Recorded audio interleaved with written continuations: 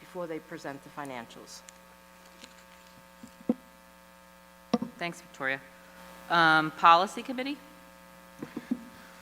So Policy Committee will be having their April meeting this Thursday. Tonight, there will be a second reading for a new policy that is now required by Department of Labor. On the agenda for this week's Policy Committee, we're going to be continuing to look at additional instructional and student policies that NYSBA recommends for updates. Okay, very good. Facilities, Victoria? Okay, so we'll start with the high school, and we're going to concentrate on the tennis courts. If you pass by the tennis courts, you can see it has, a lot of progress has been made. The parking lot construction is completed, new fencing and the gates have been installed. Today, I believe they were hydro seeding grass, and probably over the weekend, weather permitting, they will start painting the courts. So very exciting. Middle school. Middle school suffered several actually, leaks due to the amount of rain we've had over the past month or so. So those are repaired by an outside contractor. The 1910 building, the first floor boys restroom, renovation is in progress, demolition is completed, and the plumbing repairs are in progress in that restroom. In the 1910 building also, new ceiling was installed in the conference room by our own maintenance crew. And the classroom and offices, the interior door project from the bond replacement has been completed. So the interior doors for the classrooms and offices through the bond, so far the high school, and now the middle school is complete. I believe Connolly School will be the next building that they will be installing the new doors. At Gribben School, in the boiler room, the solar transformer has been installed. If you look at the high school, solar is already on the high school, so they have done it. I believe Gribben is the third building that now the solar is going on. And then at Daisy School, in the electrical room, they had to install a concrete pad for the solar transformer to be installed on that concrete pad. And at Daisy School, the new fire alarm system installation is in progress. I just had one question, Victoria. How is the progress going on the downstairs, what used to be pre-K section for the The Discovery 1910? Cove? Yeah. Yes. 1910 to... Yes. Actually, I was there last week with Victor Geltulo, the IT crew, because we're going to make offices down there, so Right. we're trying to figure out where they're going to put, how we're going to put the desks, so they could drop the electrical and the wireless lines in for all that, and where they're going to put file cabinets and all that. So it is coming along, I think the next big step down there is to paint Okay. the whole area, and they're renovating one of the bathrooms down there. Okay, good. All right, thanks. Does anybody have questions for Victoria or? No? Okay, so moving on to the report by Dr. Rihanna. Good evening, everybody. First, I must say a huge congratulations to all members of the performance that occurred this past weekend at the high school. The Little Mermaid made a splash, a positive one, in our district this weekend. Yeah, you like that? Okay. It was a wonderful experience for all those connected and for those sitting in the audience. I think we had the most pictures and comments on our social media. It was truly a wonderful experience, and I hope everybody got a chance to see it. If you didn't for any reason, we will be posting it, and it will be on our website as soon as it's able to be downloaded and put up. So we're looking forward to those who may not have been able to make it to get a glimpse of the wonderful talent, whether they were stage crew hands, whether they were building the sets, whether they were audio and video and Obviously, the orchestra pit and the actors, I don't think we've had such a performance in years, in years past. It was just truly outstanding. Each year, I think they try to top themselves, and they've accomplished their goals. It was wonderful. Now, some of the other wonderful things that happen in our school happen on a daily basis. And at this point in time, I would like to introduce, oh, there she is. Am I introducing Leanne? Okay. We're having a technical glitch, so I'm going to ask, ladies? Okay. One of our classes talks about fashion, and one of the most interesting experiences that I've witnessed is that of our Junk Couture group. So what is Junk Couture? It's actually exactly what it sounds like. It is taking things that would otherwise be tossed aside, things that you would not expect to use in designing your couture, your outfits. And this has not only been a district course that's being taught, but it's an international, not just national, but international competition. Our students have been in the finals for 3 of these years, and I would like to introduce at this point the person who brought this to district office and said, please give me a chance to put this together, one of our most talented art teachers, Leanne Palazzo. Leanne? Thank you. What is Junk Couture? Fashion illustration and advanced fashion illustration classes have been participating in this global competition called Junk Couture since 2021. Junk Couture is a creative platform that allows students to take recyclable and reusable materials, create mood boards, sketch illustrations that ultimately end up couture. Couture made of junk. Educating about the sustainability of the environment and creating global awareness about going green, lucky participants who have their design chosen as New York semifinalists are then moved to the finals for New York, where their piece of recycled couture will get the high honor of being presented on the catwalk in the spring. This year, we have 4 semifinalist groups that were just announced. Finalists are then chosen to move ahead to the World Finals, where they walk the runway along 9 other countries, 60 finalist groups, up to 180 students worldwide. Students put in a great amount of time, and they like the benefits as well as the challenges that come with this initiative. This year, Junk Couture brought on Microsoft and Best Buy as sponsors. In partnership with Microsoft and Best Buy, Junk Couture has put forth a marketing campaign that aims and drives awareness for a recycling offer at Best Buy and Microsoft that started in April 8th on their social media accounts. Microsoft donated 5 Surface Pro devices to Glen Cove High School on behalf of Junk Couture. Students and teachers from participating schools in New York were asked to capture content and document their production journey from conception to production, showcasing how technology helped to unleash their creativity. This is one advertisement that is currently running on their social media accounts. Sustainability is at the core of what Best Buy does, who Best Buy is, and been that way for decades. We help our customers make decisions around purchasing sustainable products. We help our customers repair products and keep them in use longer. We have trade-in programs to give a second life to products. We have an incredible recycling program. The key is making it easy to recycle. When I think recyclable, I think like water bottles, cardboard and stuff, but technology can be wasteful too. They learn about recycling and sustainability, community, and how they're impacting the environment and the world. This has really like opened our eyes to like we could make it ourselves if we really want to. Like, you couldn't like repurpose things and do whatever you want with it.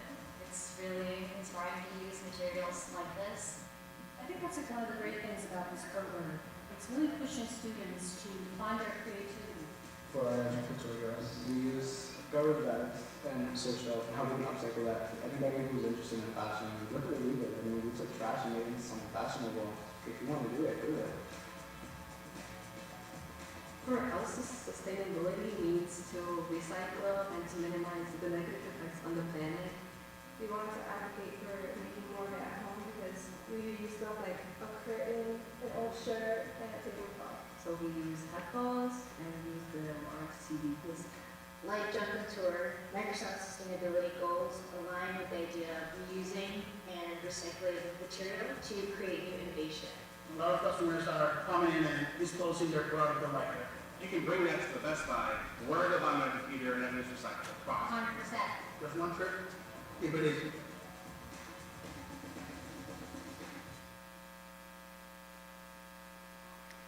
Thanks to GCTV for helping with the following images and videos, which are just a taste of the students' work.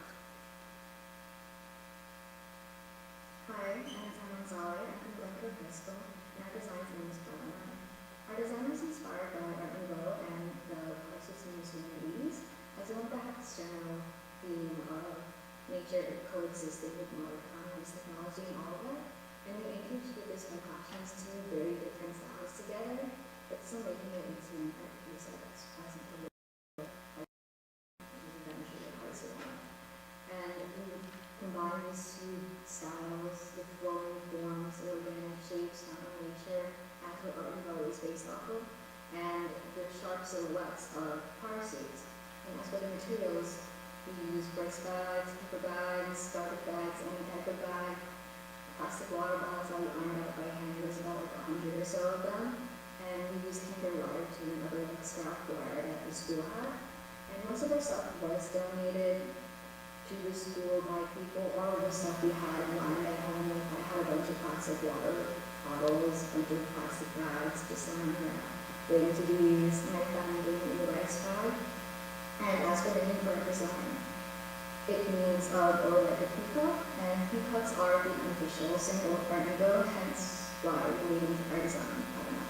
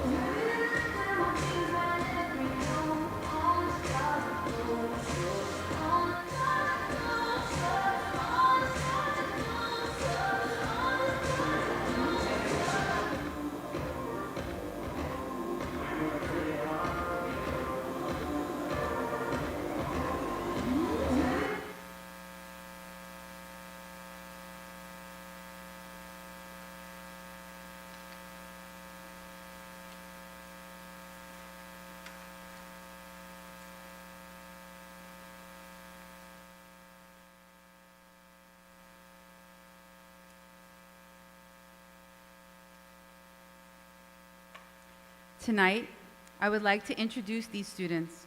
We also have some of our brave designers that will be modeling their designs.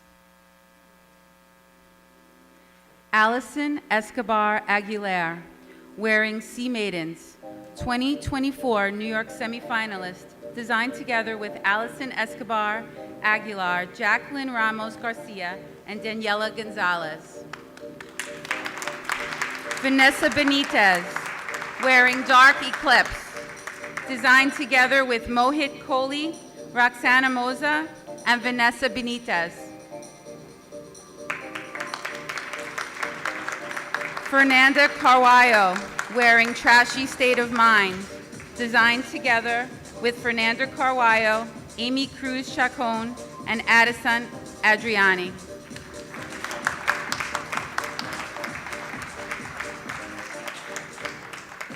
I'd like to also honor the people in the audience that are not modeling this evening. Please stand if you hear your name and if you're here.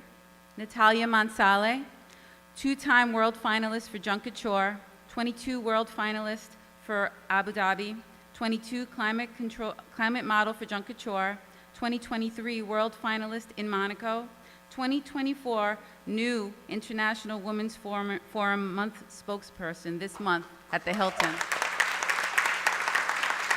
With Jamie Gutierrez for Sea Dream this year. Also, I'd like to honor Carla Molina, Valentina Canales, and Aileen Castaneda for CD Princess, Shannon Garcon Coronel, Amari Russell, and Callie Siegel for New Year's Chic, and Gianna DiMaggio, Eva Lima, and Nyla Carmi Jean for Historic Rewind 2024 semifinalists. Trinity Chambers, Nyan Pettit, and Peyton Horton for Crystal Crusader, also 2024 New York semifinalists. And finally, Thomas Howard in the TV area, TV studio, and Mario Mangano for Bloodstained Poppy, are all another group, 2024 New York semifinalists. On a side note, some of the advanced fashion design students that are here this evening are wearing pajama pants that they made in class so they can get right to bed after this presentation. Thank you.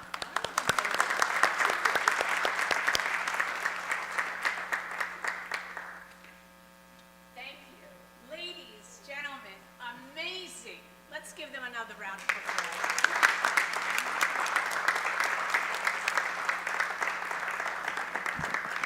And to all of you, such talent, and even more so, working together to enhance the talent of each other.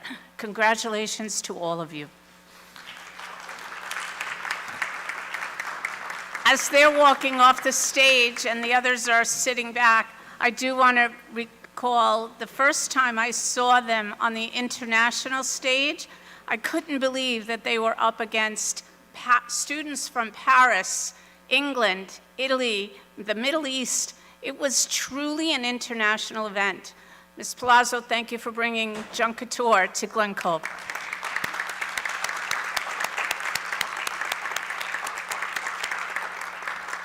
Okay.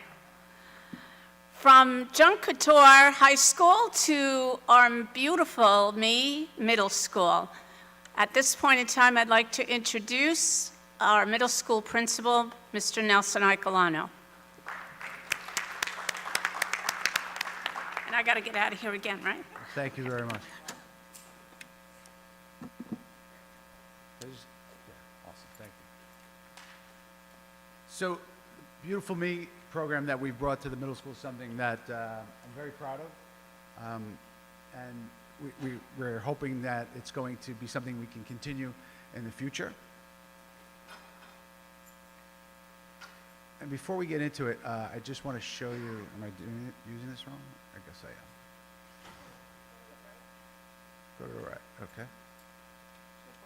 Should be the other way. There we go. There's a video that is a few minutes, and it really explains it all. So I'm going to let the video do the talking.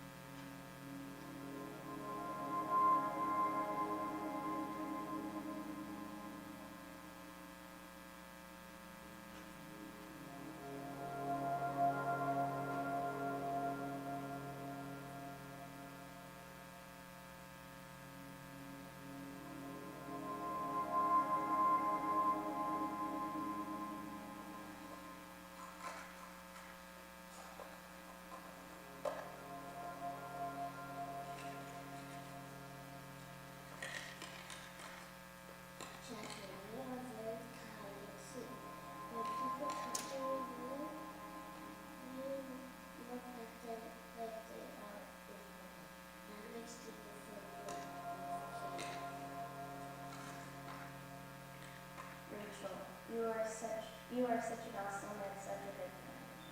From afar. Megan, you are a strong and brave girl. You take chances and jump in when other people need help. You are so generous with your time and your patience. You're really beautiful. Love Liz. Like, well, if you think about me, there's my hair. And I had a long impact on the body of my hair and my favorite part. Before I went to Beautiful Me, I was worried about what people thought about my eye. And then I learned that it doesn't matter. My name is Warren Hans, and I am the father of Emma, Allison, and Katie. 3 beautiful girls, 3 of my greatest accomplishments, and 3 people I miss so much I can't even put it into words.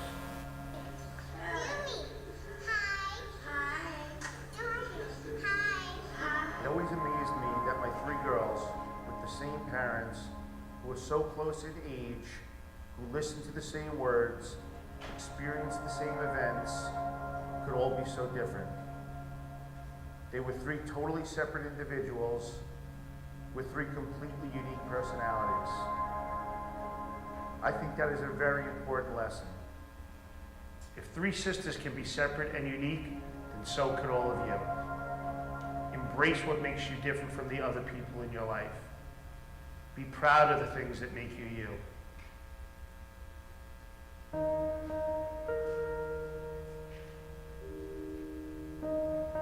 The Hans Family Foundation was born out of a terribly sad event. But sadness is not what we are about. We are about hope, about optimism, about possibility. Today, we are here to share our Beautiful Me project with each one of you. Beautiful Me is a self-esteem seminar for girls. It was created by Kate Tuffy and Liz Monroe. At the heart of Beautiful Me is the inspiration derived from the true life example set by Emma, Allison, and Katie. I grew up with self-esteem issues, and I made it a very, very conscious effort to try to have Emma, Allison, and Katie grow up feeling proud of who they are, confident, and trying things that, were scary to them, but they, wanted to try, and giving them all the options and opportunities that they could have without, making fear the reason they didn't do something. I just know that as a woman or as a young girl, having it early on can only benefit you from that point on to your future. I found out about Beautiful Me from a person I babysit for who was good friends with the person who created it. And since I'm going for education, she said it would be a good idea that I attend the seminar for it. So I did, and I learned a lot about myself through it, self-acceptance and things like that. And then I spoke to one of the directors afterwards and asked if I could bring it to the University of Scranton to teach other future teachers ways to teach girls. My favorite part was about Beautiful Me was the comment box that I really enjoyed because we got to go around the table and put the comments in our little boxes that we got to decorate. And one of my favorite comments, she said that I was strong and independent and beautiful. It says, "You have such a kind, giving spirit. You are a true friend to everyone."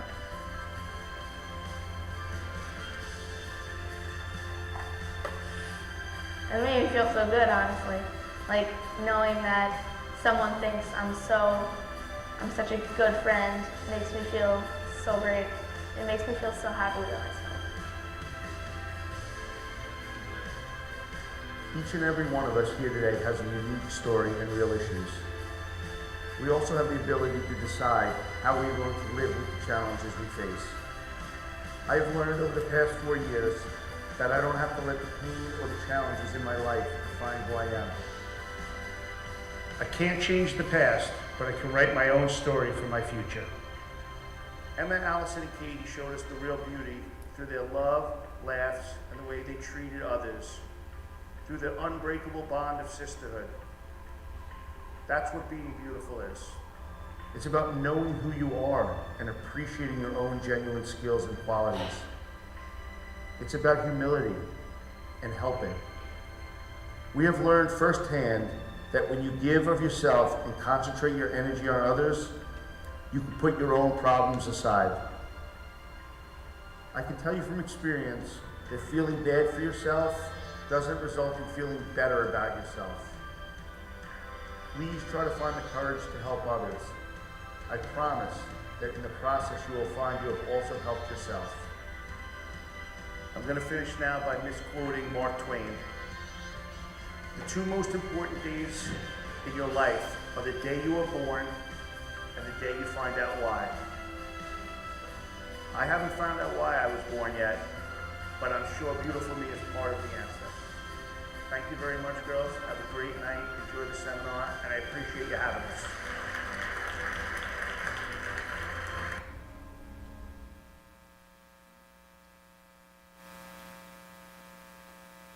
So, I'm not going to lie, the last few years, couple of years have been a little bumpy. And whether it's connected to COVID and the effects of the lockdown the lockdown had on our students, we've been noticing an uptick in issues between our girls. And we've been searching and struggling for a way to address it.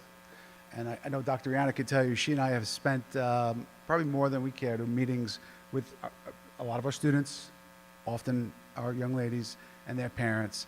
And what we've come to realize is it's often tied to a self-esteem issue when some of our girls experience some issues. The fragility that a lot of them are demonstrating is definitely the root of the problem, where an insult, a slight, can lead to larger conflict. That's really the heart of what's been causing some of our issues at the middle school. So we're hoping to address it. Those of us who live at the middle school, we've noticed that there's been an uptick in our girls. And, you know, only a few months into this year, at least, we were saying it's the girls, it's the girls. And when we look at the data, it's really telling. What that reason is, again, whether it's COVID or not, we certainly need to figure out a way to address it. And we think that Beautiful Me is part of that. The issue, obviously, is something we recognize, those of us who live at the middle school. But one of our faculty member, longtime faculty member, Kelly Durham, she's been there, I think this is her 28th year in the district. She brought this idea to me because her son's school was doing it, and she had heard really good things about it. And for us, again, it was a way to address some of the issues that our young ladies were experiencing. It's not just, however, I want to be clear, it's not just a program for girls who are having disciplinary issues or difficulty with their peers. It's really about empowerment and getting our young ladies to recognize the beauty that is within them and the things that make them them, and to develop a sense of pride in who they are. So it really is about, again, female empowerment. And as the father of a young lady, you know, I take that to heart. I take that very seriously. One of the statistics that they cite on their website, it's from 2019, but I don't think I don't think it's changed all that much. And no offense to our assistant superintendent for human resources, but it quoted a study that found in 2019 there were more CEOs named Andrew than there were female CEOs. And that's a problem. Again, no offense to Mr. DiNapoli, but that is something that I think we all want to change, and we all, as a society, as a country, as a planet, we need to change. So we're hoping that Beautiful Me is going to help us a little further in that direction.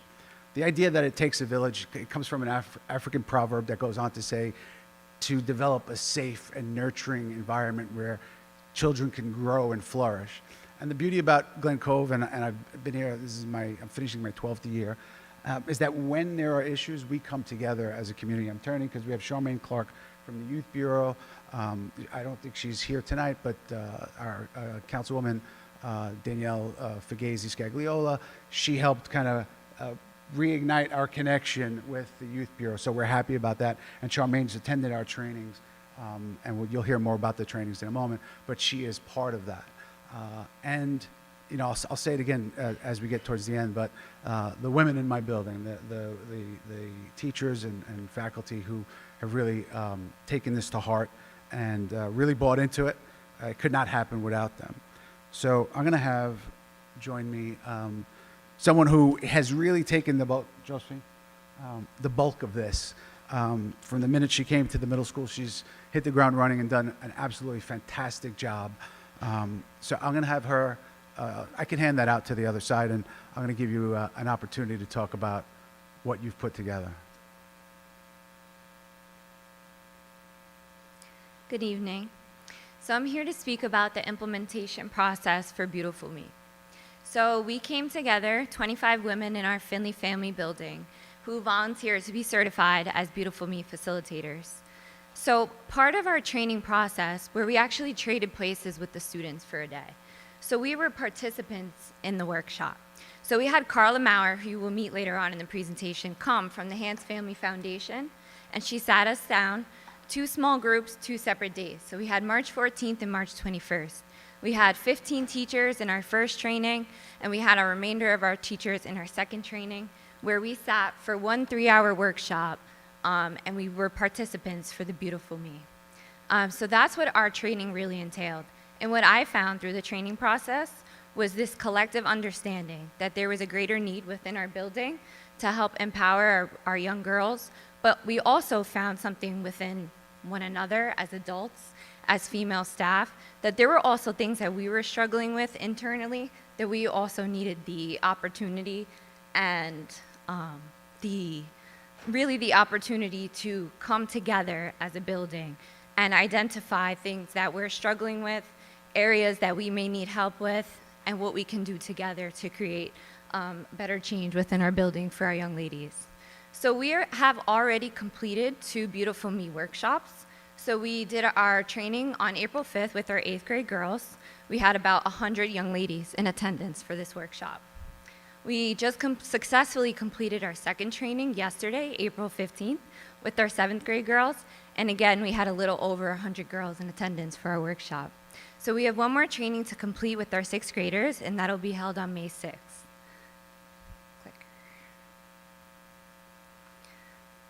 So now the workshop itself. So if you flip through your workbook, these are actually the same workbooks that our students were given the day of the training.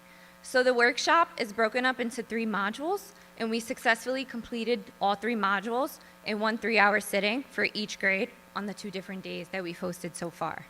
So the first module really tries to teach you about self-care and for the participants to create and enforce self-generated rules for their bodies and their health.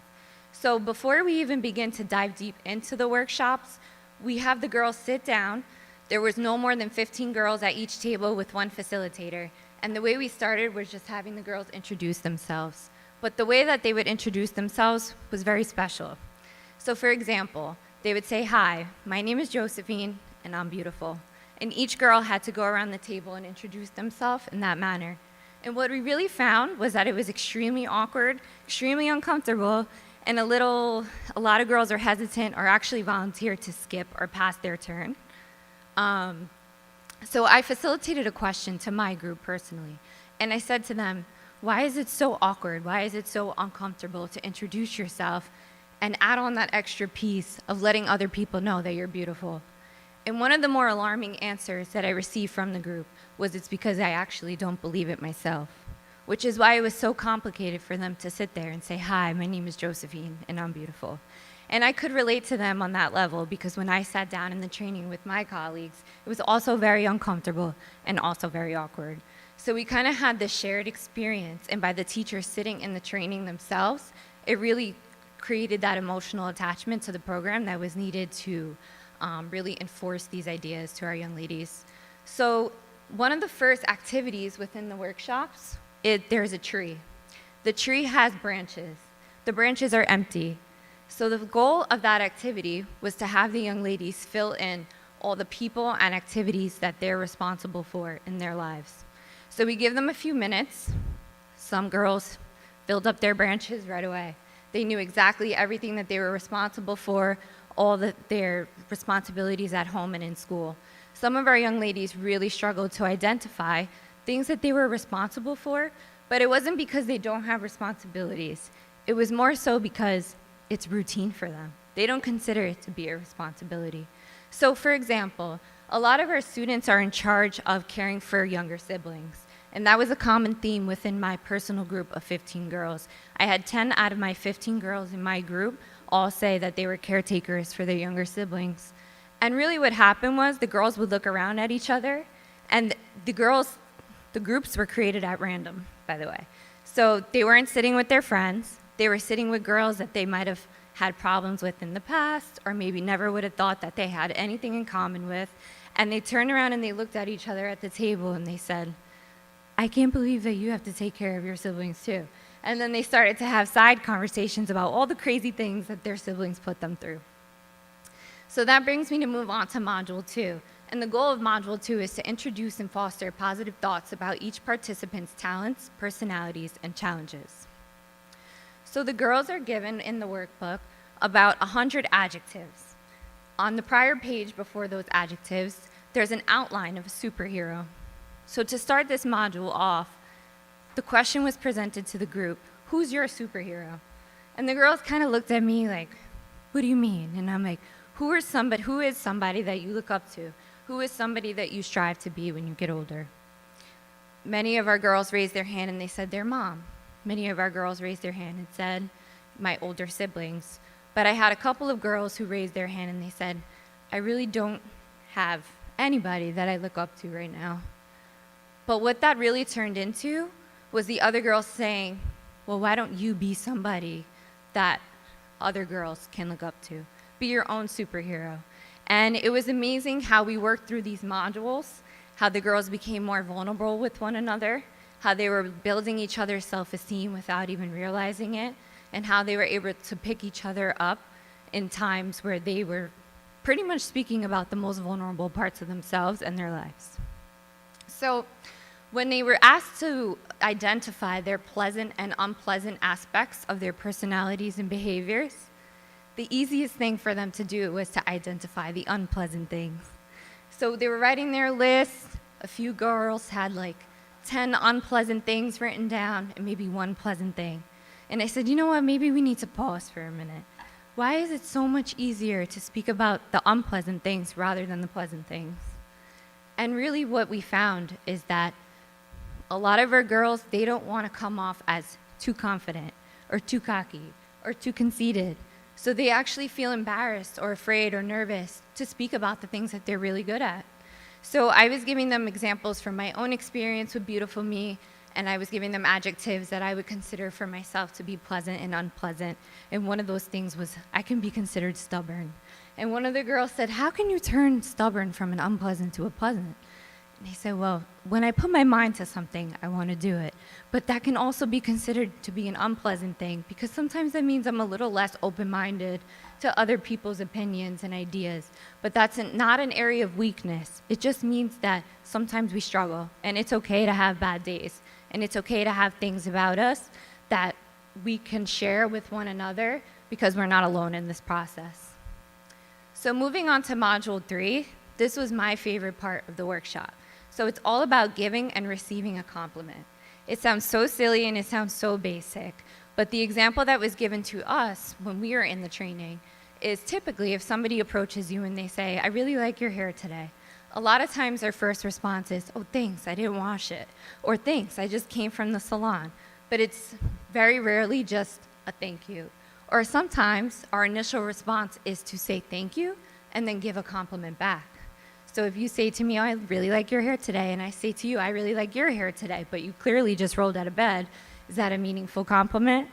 Not really. So this module is really just about identifying in other people the things that you love about them and being able to say to them, I really like your hair today, and being able to say thank you and move on with the conversation. So in order for them to practice this, each girl received a cardboard heart-shaped box, which they were allowed to decorate, put their name on. They also received individual pieces of paper. So if there were 15 girls in the group, each girl received 14 different pieces of paper. And the goal of this module was for each girl to write a meaningful compliment to every single girl in their group. So we took a lot of time with this part. Each girl wrote very meaningful compliments to one another. They folded it up, and then we walked around at the end, and they placed each compliment in the heart-shaped box. And the whole idea of this is that the girls now have something to hold on to, something concrete, so that when they're having a bad day or they're feeling a little off and they're not too confident about themselves and they're not feeling very self-aware, that they have this cardboard heart-shaped box to turn to read the compliments that these other young ladies had to say about them. So that really just brings me to speak about the gift that the girls received at the end. So the Hans Family Foundation created a necklace, and it has 3 hearts in it. And the 3 hearts highlight Emma, Allison, and Katie. So at the end of the workshop, each girl received a heart-shaped necklace. So it's been really beautiful to see our 8th grade girls who completed this training on April 9th, and then our 7th grade girls who just completed this training yesterday, walking in the hallway and showing each other their necklaces. And it's this collective understanding of, you've been through what I've been through, I see you, I hear you, I got you. So that is the workshop itself. These are the highlights of Beautiful Me. Thank you.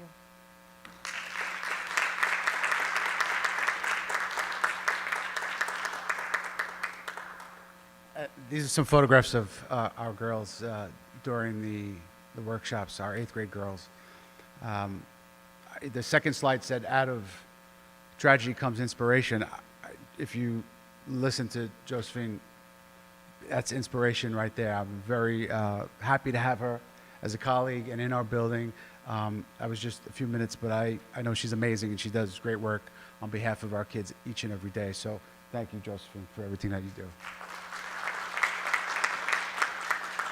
At this time, I'm going to just have Julie Perallo come up. She is a leave replacement for us as school psychologist and has been really doing an amazing job and stepped right into some big shoes and has also embraced our mission with Beautiful Me. Good evening. Thank you for having me.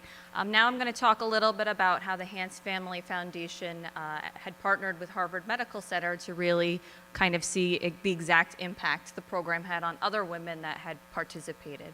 So what they really found, as you see overall, is that it had a very overall positive impact for the women that participated. You know, they were fostering more positive relationships with people that were in their group, maybe that they had prior to, maybe others that they had issues with, or people that they had little relationships at all. They really started to foster and blossom more beautiful relationships with others.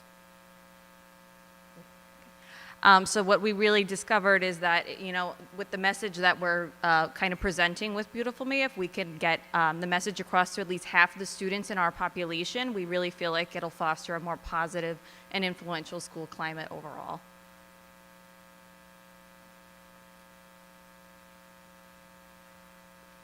So these are all of our staff members who, again, sat through the initial training, initial introductory meeting, I should say, and then volunteered to go through the full training. We have a few of our colleagues who are bilingual, and they've been conducting the workshops in Spanish, and the Hans Family Foundation has also provided us with translated materials, so that is very, very helpful. And at this time, I'm going to invite Carla Maurer to the podium. She is from the Hans Family Foundation and guided us in our initial trainings. So, Carla.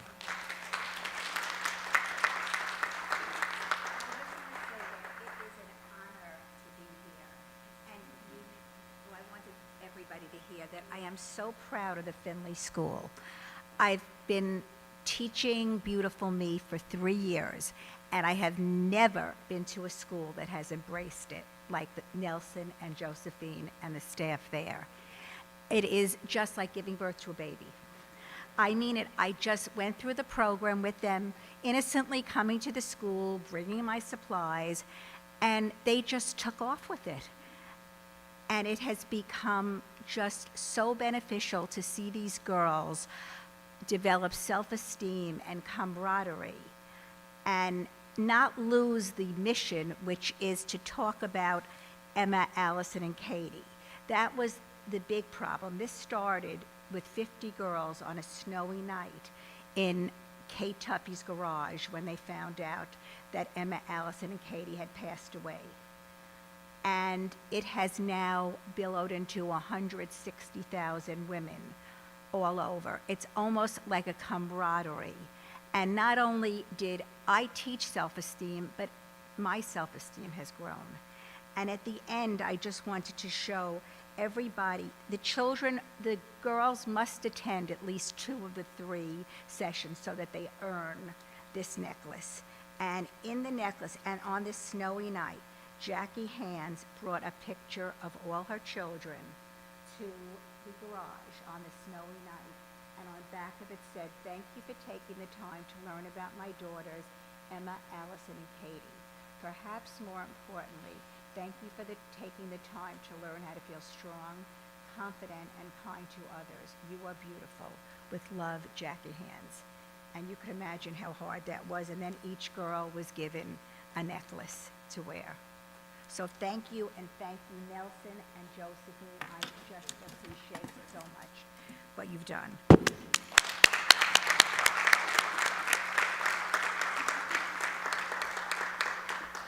Just looking at the names up there, I work with some amazing ladies who do a great job every single day, and you know, sometimes in small ways, sometimes in big ways, they demonstrate the love for our students, and I really appreciate them and all that. You know, we could work as hard as we want, but without those folks giving of their time and of themselves, this would not have happened and would not have been as successful as we think it is. I'm going to try to play this video. Alexa, do I just hit the center button, you think? So, yeah, so it doesn't have audio, but we're going to try to do it.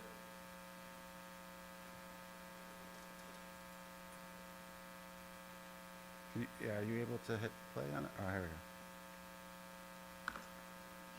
Workshop is that I'm able to have a more clear understanding of my feelings and others. I'm able to understand that everyone is struggling with something, and we need to be able to understand and be able to help if they need help with whatever they're going through. I'm Isabella. I felt like all of the responses were gonna be somebody writing "Oh, I love that you're kind" or something, somebody that doesn't really know you writing something to you just for the sake of writing it. But a lot of them were actually really sweet, and as I was reading them, I was really smiling, and even just thinking about it now, it makes me really happy. It made me feel happy because it made me realize that I'm not alone in everything, and there are other people like me out, and I don't have to do everything alone. Hi, I'm Joanna. I am beautiful, and my favorite part of the workshop was that where we did the little compliments box, which was really fun, and also the little hand thing was really super cute because we were helping each other out because we couldn't write with our other hand, and just giving each other ideas on what to answer, and giving each other compliments really brought us, and we were super happy. Everybody loved each other, and we were just having a really good time. The compliments box was definitely a must to do. So that's just a small sample of, okay, how do I get out of that? Thank you, Alexa. So again, this is just the beginning. We are going to be doing our 6th grade students coming up, and we're hoping that each year we'll do the incoming 6th grade girls will go through the same workshop with a refresher for our 7th and 8th grade students. We're hoping that the first group of 8th graders that went through it, perhaps we can have them come back to the middle school and work with our 6th grade students. And we're also in the fall bringing restorative practices to the middle school. For years, there were 2 schools of thought when it came to restorative practices. You know, one approach where if there are no consequences or minimal consequences or alternative consequences. But I discovered a different way of looking at restorative practices, and it really changed my mind to it, and it's really caused me to embrace it. And with Dr. Rihanna's support, we're going to be bringing it to the middle school. And it's the approach that's proactive. So there's a thing called restorative circles in restorative practices, where if kids get the muscle memory, you develop the muscle memory of sitting in a circle, sitting with your peers, and sharing your thoughts on any particular issue, a conflict, any situation that's relevant to the school. There's also an academic circles that's a component of this restorative practices, where the students use that same strategy, those same protocols in the classrooms when it comes to science, social studies, math. And they do that so that they realize that getting together, sharing, voicing our opinions, and doing so respectfully is how we do things here, so that when there are conflicts, they can be resolved We do mediations all the time, but we're hoping that this would allow us to take it to the next level. The other thing that we're planning is advisory, similar to when we had homerooms in the past, but there will be a constructive approach to those homerooms. So it won't just be sitting in seats. We visited with Oceanside Schools that's been doing it for the last 3 years, and they've shown tremendous success with it. There's even talk of mixing. One of the things we want to do is mix 7th and 8th grade students in those advisories. It's not 6th grade because they're still our babies, but the 7th and 8th grade students so that they can develop that camaraderie with upperclassmen so that when they get to the high school and they go out for track, oh, you were in my advisory when I was in 7th grade.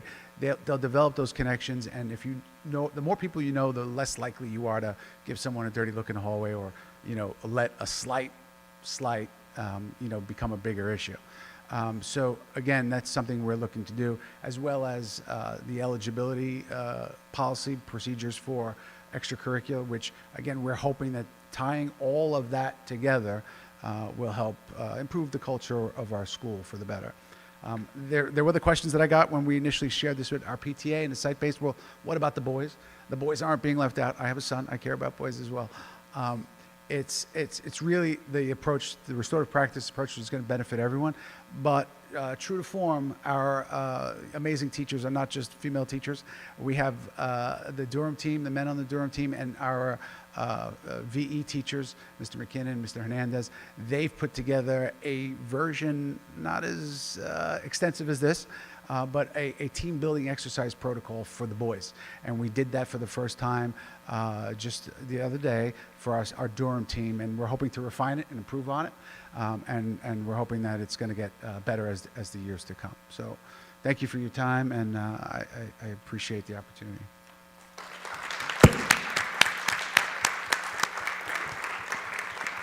So, Mr. Aquilano, I want to congratulate you and the staff on recognizing that there were issues that we needed to work with, and how could we best support these students, and how could that then turn into a more positive culture. I was a former middle school teacher. I was also a dean in a middle school, and I know that it is a very difficult time in the continuum of development. And so, again, I've always believed, and I know you have as well, and I've spoken to some of the staff. I know we're on the same page.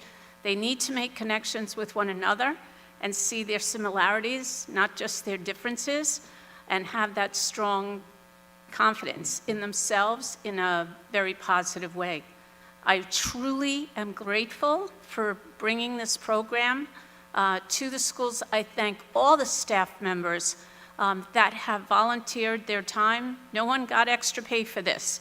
And so it is, again, a way that the Glen Cove community, the Glen Cove Middle School staff is showing their commitment to our community and our children. And you have my full support. Thank you so very, very much. I know we'll have other conversations, but thank you. Okay. At this point in time, I'm going to ask the high school and middle school to present their highlights for the year. Mr. Hudson, Mr. Aquilano.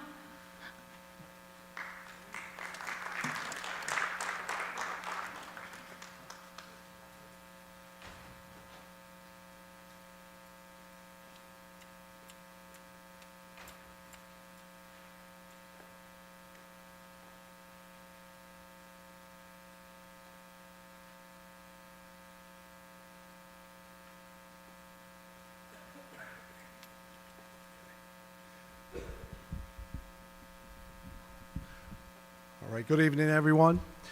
So, been asked to present a number of the highlights that we've had here at Glen Cove High School. So, put together a number of slides, so bear with me. Just highlighting a lot of the, our students are, I'm just going to begin with this. Our students are amazing. They've done a great job. So I have a few slides to show you of all of their accomplishments. And guess what? The year is not over.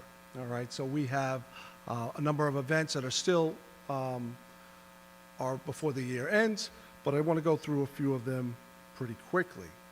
So we had a couple of wonderful, what I entitled Wonderful Firsts here at Glen Cove High School. So for those who did see it, our Rho Kappa Honor Society organized its first Black History celebration. I thought it went really well. I think the beautiful thing about it is that our students, our Rho Kappa students, really kind of organized it, along with Ms. Corrigan, as well as Ms. Poulos. We featured our famous, as you'll take a look at the middle picture, you'll see that is the famous dance team that we have here.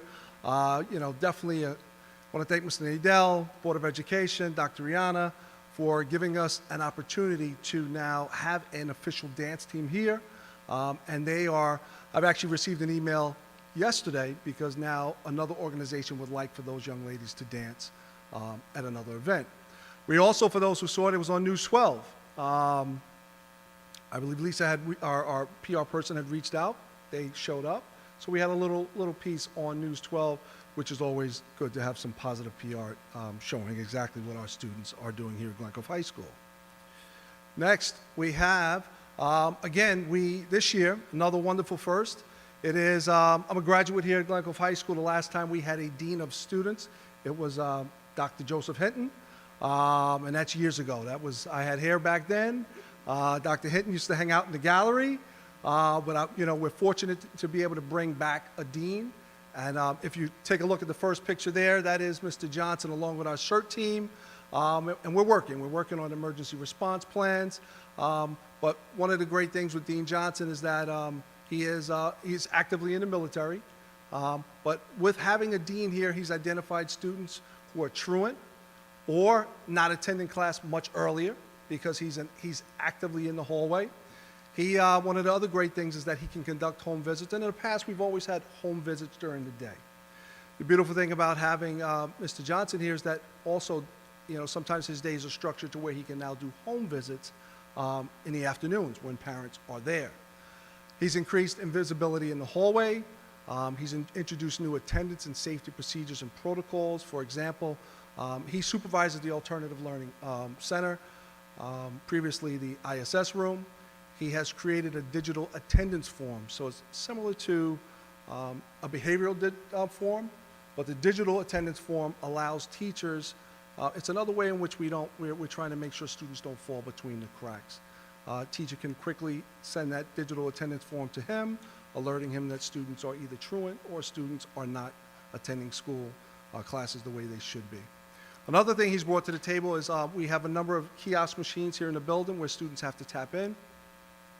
He quickly figured out, he spoke to Gail Tulo and figured out there's a way to put an alert on the students.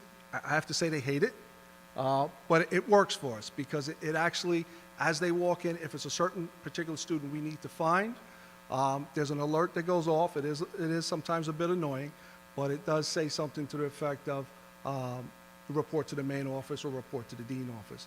I have to give credit for Mr. Johnson because he's the one who figured that out in speaking with Gail Tulo. All right, so that's another one of our wonderful firsts. Another wonderful first is this. We started a 9th grade alternative credit recovery program this year. I think right now it's working really well. We have 4 teachers. I have to give credit to Dr. Rihanna as well as Dr. Dashner. I have to make sure I say doctor now. But it's working. It's identifying students. We identified a lot of, about 86 freshmen that would benefit from this program. Students are attending. We have phenomenal teachers that are working with them.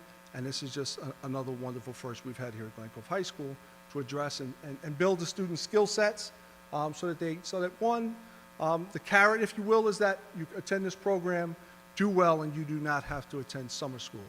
All right, so thus far it is working really well. I'll go through this pretty quickly. We also had another wonderful first. We had Raquel Fawcett, who was the former director from the White House of all of the interns. She visited us right here in room 123. She spoke to our students. She gave them some encouraging words. It was well received. And she really spoke to our students and kind of walked them through the application process. She's actually she's a graduate from National Community College. She ended up going to Brooklyn College, and then went into now becoming the intern at the White House. As you can see there, she worked closely with President Biden. And one of the great things, I'll show you this picture, is that the students, she was very, the kids really had a great time. They asked a lot of questions. She emailed me probably 2 days later and said, listen, your students were great. And in fact, several of them had already emailed her because they were interested in being interns. I believe, is Harrison here? Harrison's always somewhere. So Harrison doesn't know, is he? So I'm on the air, I'll shout Harrison out. Harrison Valencios actually was one of the first students to actually contact her. And as we always know, we're just trying to give students more exposure so they can do really well in the future when they go out of what we call the bubble here at Glen Cove High School. All right, next wonderful first. So Red and Green Games was really awesome this year. I'm looking at Dr. Rihanna because she probably knows why. The green team won.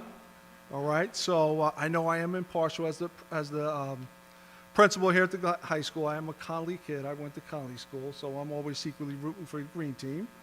But the green team did win this year, so that was awesome. The red team is there. I'm not biased at all because I root for the red team as well. All right, but I think the red team will be geared up to end up competing next year. Well, one of the first that we had was here, and I want to thank, one of the individuals is here, Ms. Prudente. We had a crazy idea of just kind of performing, and it was, I do have to say, we did practice. We had a number of practice sessions, right, in secret, probably in room 218, and I thought it was great because it spoke to the fact of, the wonderful staff that we have here to really kind of show the students to get out of your comfort zone. I don't know what's more of a getting out of your comfort zone than performing in front of a couple of hundred students. We did originally have one mask, but eventually we took them off and they did see us. But I just want to thank the wonderful staff there with Ms. Jamino, Mr. Rivera, Ms. Prudente, Ms. Padilla for kind of getting out of your comfort zone and performing. So much so that we are going to next year reach out to a number of teachers throughout the district, other administrators in the district, to see if they would like to perform, all right? So, again, it's another wonderful first here at the high school. We had a great time. It was fun. Right. So we also had some other wonderful firsts here at the high school. We had community partnerships where, and I got to give credit to Dr. Rihanna because we had a meeting. She suggested, I guess Northwell Hospital had contacted Dr. Rihanna, and she said, listen, this would be a great opportunity to reach out to them. They've been wonderful. We reached out to them, myself and Victoria Curtis, and quickly we were able to set up a partnership between Glen Cove High School as well as them. And to this point right now, this is our fair that we conducted where a number of students were able to now volunteer or have employment opportunities right here at our high school. Another wonderful first was, I have to give credit to Ms. Kessel. So what happens is, and for those of you who have teenagers, we're always telling our children to go out, they're always hiring. Go from each store to this store and that store. So Ms. Kessel had a great idea. She said, well, what about if we bring local agencies here to the high school, have a have a fair, and now have students fill out the applications here. I thought it went really well. We had representatives from the Boys and Girls Club, the YMCA, the Youth Board, and I'm proud to say that over 60 students were employed as a result of this initiative by Ms. Kessel. All right. Glen Cove High School goes digital. So, another wonderful first is that I believe, Ms. Galante, we are only the second school in New York State to have digital lockers, right? Correct. Okay.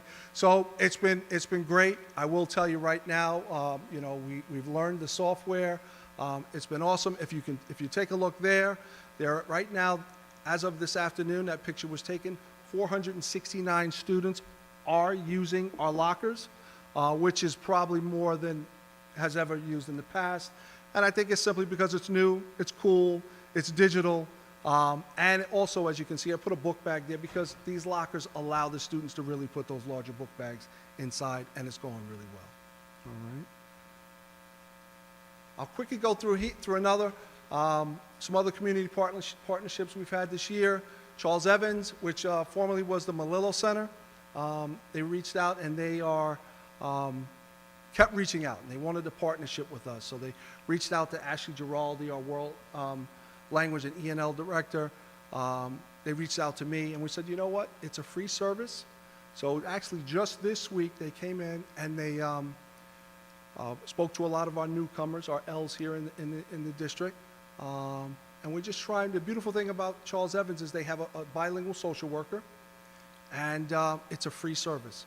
And they want to partner with us, almost like an extension of our campus to help our students. To your right, you have Allstate owner, agent Celeste Gullo, and Catherine Serrano, who's a Glen Cove High School graduate. She is actually a architect by trade. And they came in and actually they spoke to a number of our students in the business classes about financial literacy. Quickly, we have our DECA, I'm going to call it our DECA Heat Team. So everyone who's here in Glen Cove is familiar with the turkey trot. So again, we're always trying to get our students to kind of create and develop skills that they might not necessarily develop in a classroom. So in partnership with the Educational Foundation Fund, our students worked with Mr. McKinnon and the DECA shop and created over 200 t-shirts for this event. For those who, if you, this is the police booth right down in what we call the town, or downtown, which my wife is like, well, why is it the downtown? It's just a Glen Cove thing. We call it the downtown. And so a lot of our wonderful art students did participate in this, and they created and put their art images right here on this police booth. The next part is really kind of what we talk about here is we want our GC Knights to shine. Quickly, I'll go through a number of them. We have Ava Scagliola. She was a News 12 Scholar athlete. The beautiful thing about this is that this is an honor bestowed to not many students on Long Island. I think it's probably only about 35 students who are given this award, and well-deserving with Ava. We also have a phenomenal business program, especially our DECA program under the leadership of Mr. McKinnon. So they competed in a conference in Rochester. I'm glad to say that Virginia Graciosi was ranked number 4 in hotel and lodging management. Philip Dilgard Clark achieved top 10 in New York State for business finance. I'm also proud to say that Virginia now will be competing in California between April 25th and May 1st, because she will be competing internationally against other students throughout the United States as well as other countries. So we wish her the best of luck over the break. We have a number of students here, Narson, Claudia, and Javier. All right, pictured there, you have our own Assemblyman Chuck Levine, Dr. Rihanna, Ms. Francisco, who oversees it.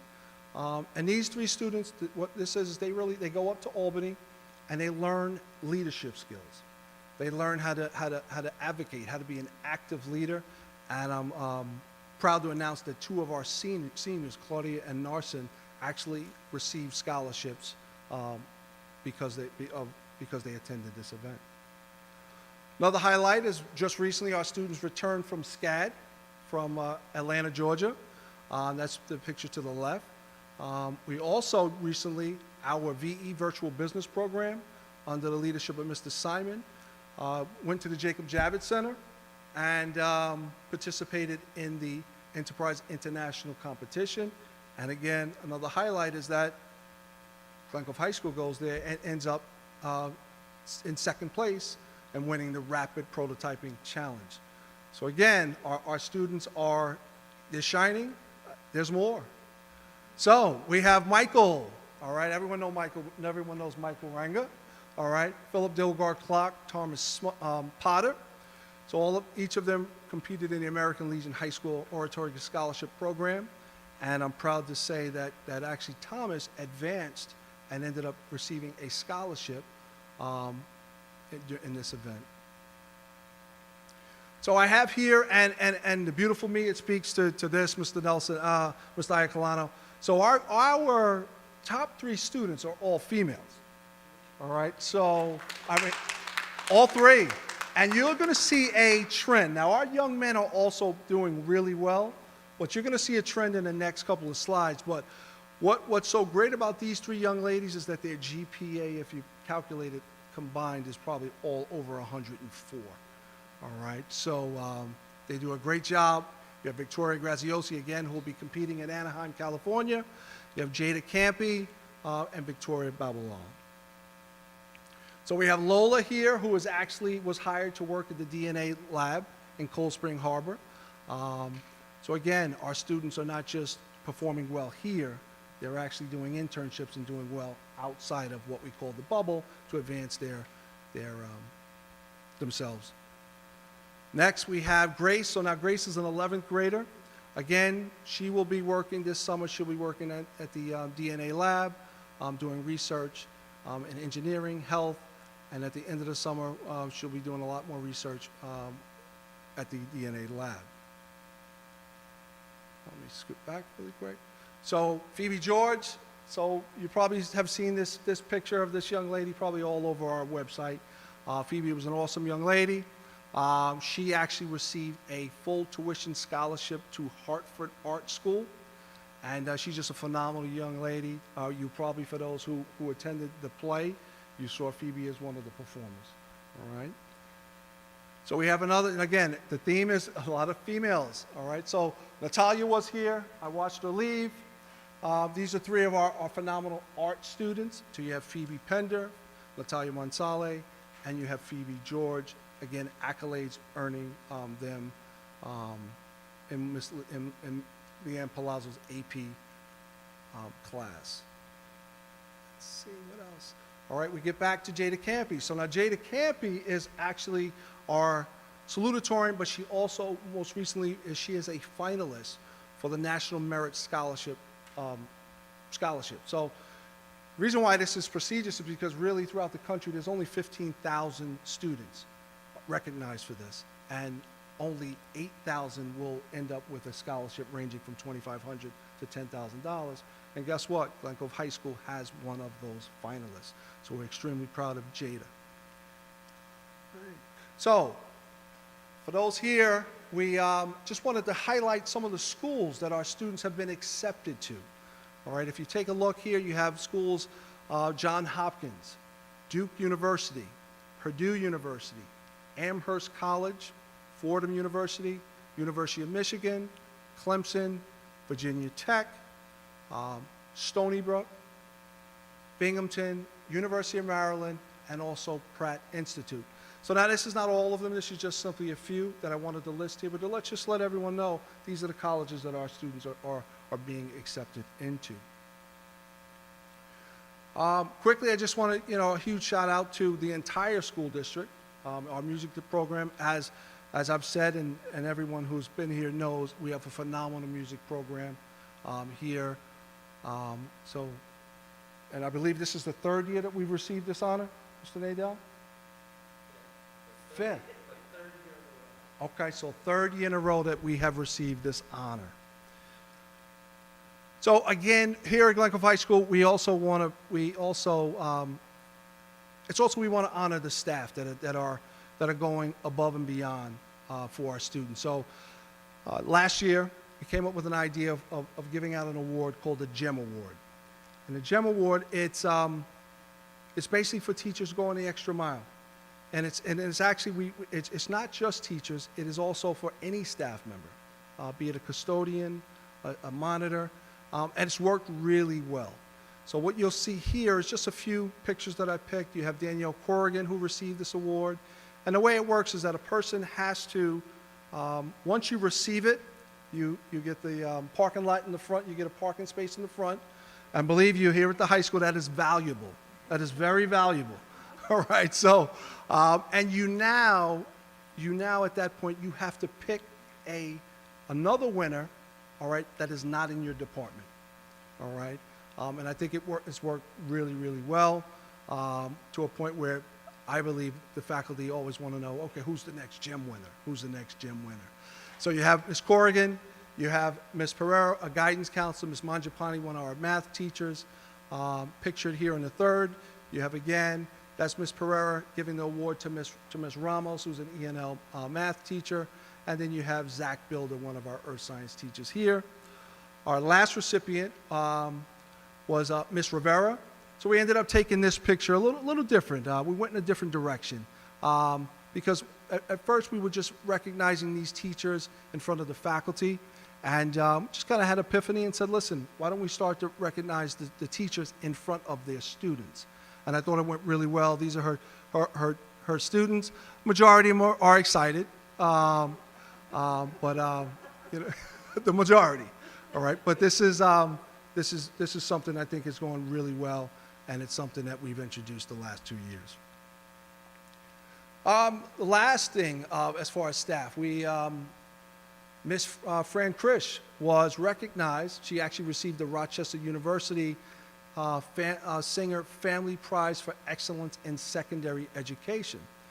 So she was nominated by Katrina Green, a Glen Cove graduate, and the beautiful thing about it is that she ended up receiving a $4,000 award, and the Glen Cove, Victoria will like this, that the Glen Cove High School will receive $3,500, all right?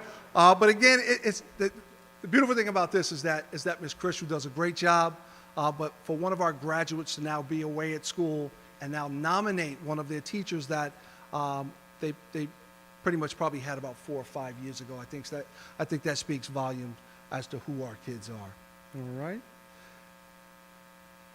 Solar eclipse viewing party. I thought that was awesome. And what I'll tell you is this: we had interviews yesterday with a number of teachers for a science department, for a science position, and when we asked them the question of, what do you know about Glen Cove? Well, one of the first things they said was, well, we know you're really into science. That was cool that you guys did this, whereas other districts really kind of sent people home.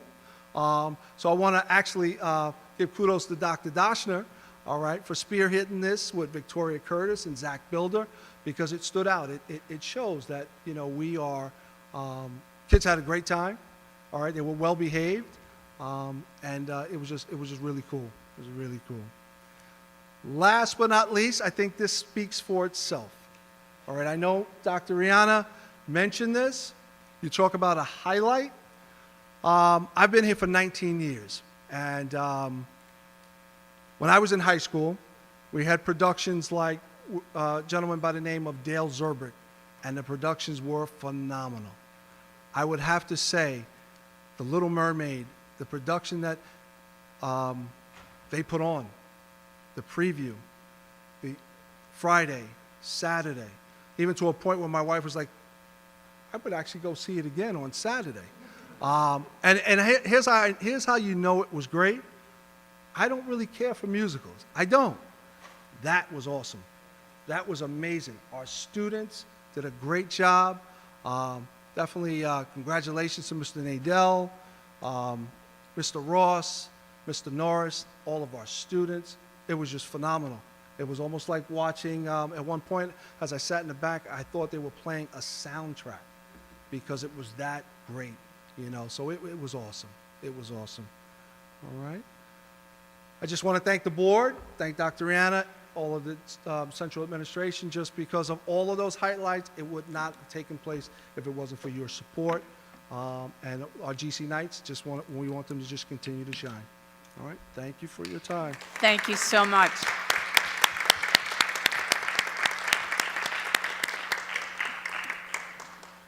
Thank you so much, Mr. Hudson. It is so nice to get to see the highlights all at once, because as you go through day by day, you get such good news with different activities and different opportunities where our students are participating, and let me tell you, they shine well above the rest. When we talked about some of these competitions, you're talking about them in competition with 900, 1,000, 1,500 other students coming in second at the virtual enterprise. coming in fourth and going to the internationals, Victoria, with DECA. So truly, I love the opportunities that we are looking for our students, because they really do embrace them and participate and give 1,001%. So thank you so much for the highlights. Okay. All right. So I know that the high school is going to give Victoria a check for $3,500, and she's going to put it in the budget for the high school. But at this point in time, I am introducing Victoria Galante as she presents our budget for adoption for the 24-25 school year. Victoria? Thank you, Dr. Rihanna. Before we start the presentation, I just want to say, for the past hour and a half, you have seen all the opportunities that the Glen Cove students have been given. And without the support of the community, a lot of those opportunities would not be able to be had. So again, I want to thank the community of Glen Cove for their continued support. Okay, so here we are, April 16th, 2024, without a state budget. So the board will be asked tonight to adopt the 2024-2025 budget for the school district. We have kind of anticipated a little extra revenue coming in, which is part of this budget. So I don't think that when and if we do get our new runs from the governor, it'll be any different than what we kind of anticipating. So, oh. Hold on, I'm having a little.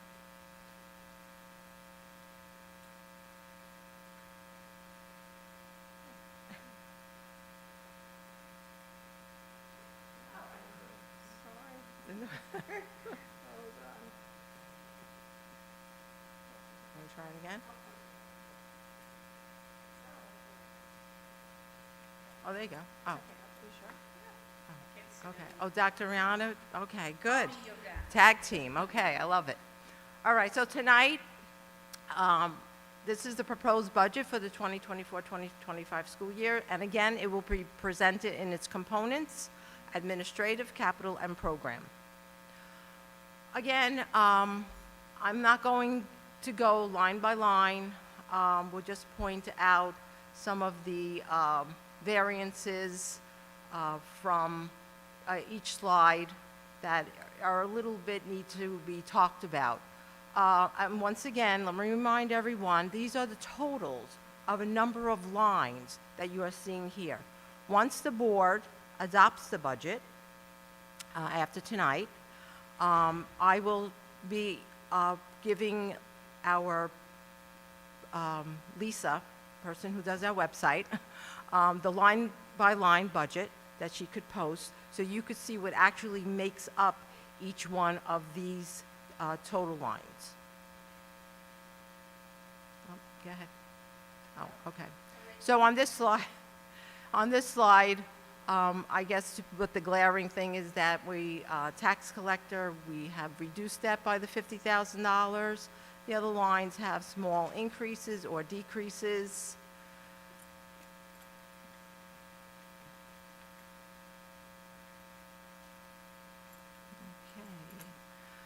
All right, and we'll talk again on this slide, we'll talk about our insurance. Once again, insurance has gone up. I believe this is the second or third year in a row.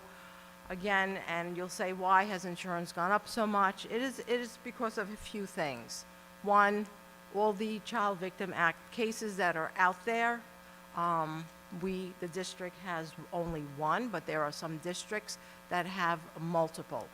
Cybersecurity insurance has gone up.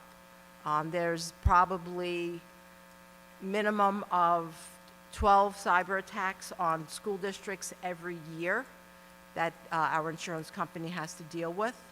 And also just the, I'll call it climate change, all these heavy rainstorms that we have been experiencing has caused a lot of damage in a lot of school districts, Glen Cove being one, with the Storm Ida a few years ago, where the insurance company did pay the school district $1 million to cover some of those expenses. Again, not so much of a difference in these other two categories. So for the administrative component, the difference, a dollar change from this year to next year, is only $317,020. The next component is our capital component. And this is where we need to take care of our facilities and maintain our facilities. And once again, all the supplies and repairs and things like that have gone up. That's the drive between that first line. On line A9731, that says BAND, that means Bond Anticipation Note. That's there now as part of your debt service. The district has not gone out yet to bond. We're doing all this bond work, but we really haven't gone out to bond. We've gone out to what we call a BAN, where we're only paying interest for the time being. So come September, we have to pay the interest for this year on the money that we borrowed. For next year, in that BAN amount is the interest and principal. We don't have to pay the principal. We just have to pay the interest, and we could roll the principal into the bond that we're going to go out for probably in July of 2025. And then you will bond your whole project. On that slide before, there was a line there called transfer to capital, which again is our capital outlay line. And with that $1 million that we've had in the budget for a couple of years, we want to do a few projects. So we're going to address the middle school and the high school nurses' restrooms and make them ADA accessible. We're going to address the high school library, HVAC in the library, and do the library flooring. We tried to do these three projects in 2021, I believe, but the budget that we had at that time, the bids came in a lot higher than the budget, so we did not do the projects at that time. So now we're have them again on our capital outlay as things that need to get addressed. And then we're also going to address the middle school entry stair replacement. That's the staircase that goes from the horseshoe into the auditorium area. And the last component of the budget is the program component, and that is your largest component. And again, teaching increase, contractual supplies, everything that's needed in schools to operate, copy paper, printing, things like that. Again, we're seeing a big increase in our special ed education area. And again, by law, we have to provide the services for the children in our special ed area. And that is driving that increase. Occupational education, we have more students wanting to go to what I call OC-Ed or BOCES, either in the morning or the afternoon as part of their day, and learn certain skills like electrical, plumbing, dental assistant, things like that. And teaching special schools, that's high up because we have in that line $300,000 allocated for a summer program here at Glen Cove. In the past 3 years, our summer program was funded by our stimulus funds that we had received. So that ran out. We used them for 3 years, but now to continue that program, we had to put some money into the budget. Computer-assisted instruction, we need to replace some of our iPads and Chromebooks, that their life is no longer supported. So that'll be an ongoing project every year where certain equipment needs to be replaced. This slide, not too much going on as far as increases or decreases. And on this slide, I guess we can talk about the transportation. Starting next year, all our buses and vans will have cameras, front and rear cameras with audio. We have been talking to the transportation provider, and that was part of our agreement this year to add the cost of the cameras in our vans. We have them in our buses this year, but next year they'll be in the vans and the buses, which would really help us because our vans are used mostly by our special ed students, and sometimes we really need to understand what is happening on those vans. Our two retirement systems, the liabilities have gone up a little, not that much. And again, unemployment, we're just putting more money, but we're offsetting it by a reserve in our unemployment line because we have had an increase in unemployment benefits that we have had to pay for this year. Health insurance, another glaring line, again, out of our control. Increases 18% this year for family. I believe single was like 16%.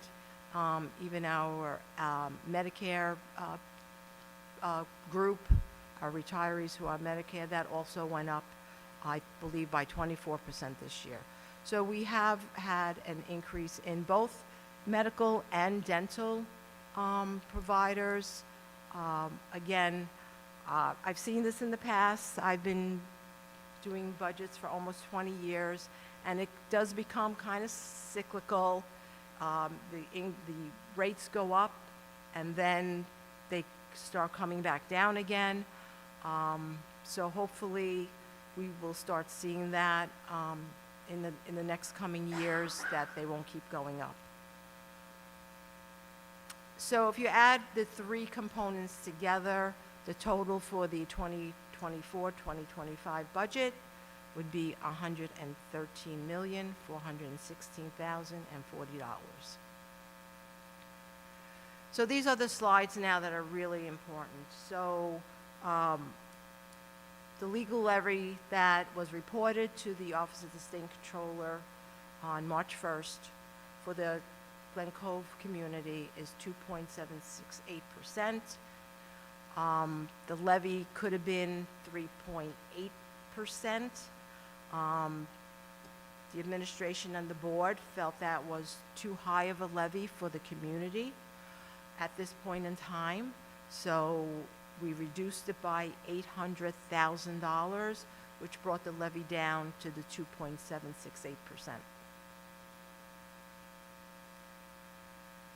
So when you go to vote this year, you'll have three propositions.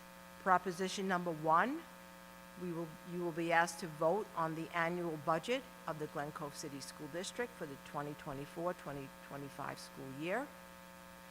Proposition number 2 is that we would like to open up a new capital reserve. We're going to call that reserve Facilities, Security, and Technology Improvement Program, starting in 2024.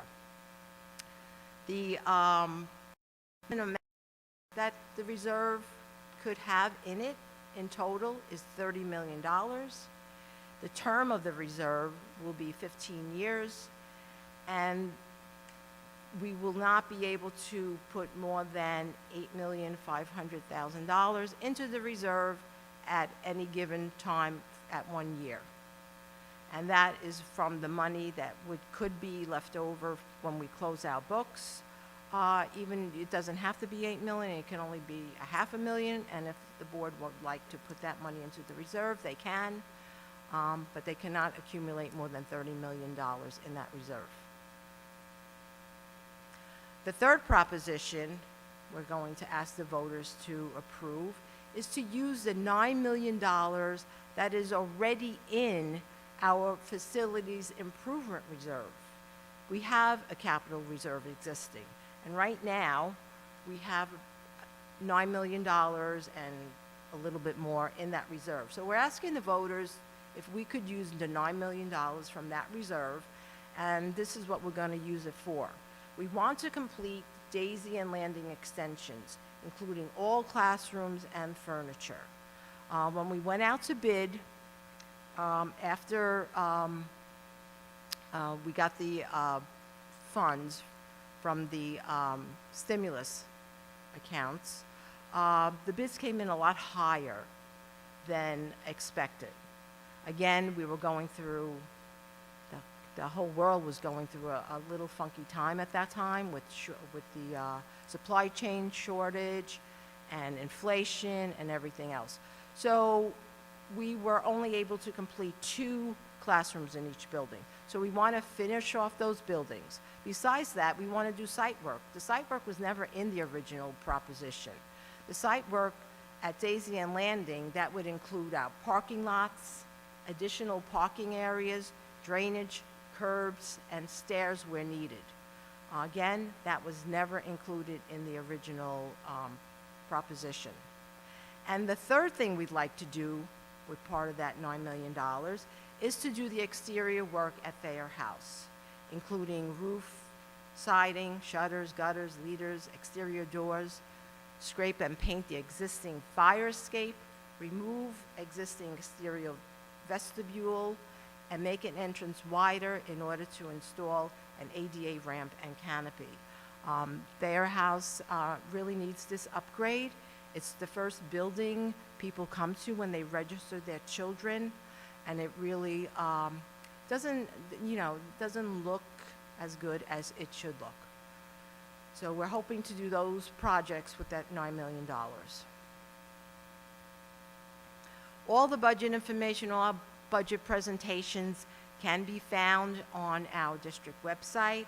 There's kind of a little map of how to get to where you need to find that. And like I said, this PowerPoint and the line by line will be posted by Friday, the latest of this week. So if anyone wants to see more detail of the budget, it will be there. If you have any questions about the budget, please contact me. I'll be more than happy to explain anything to you. And once again, thank you for your attention to all these budget presentations.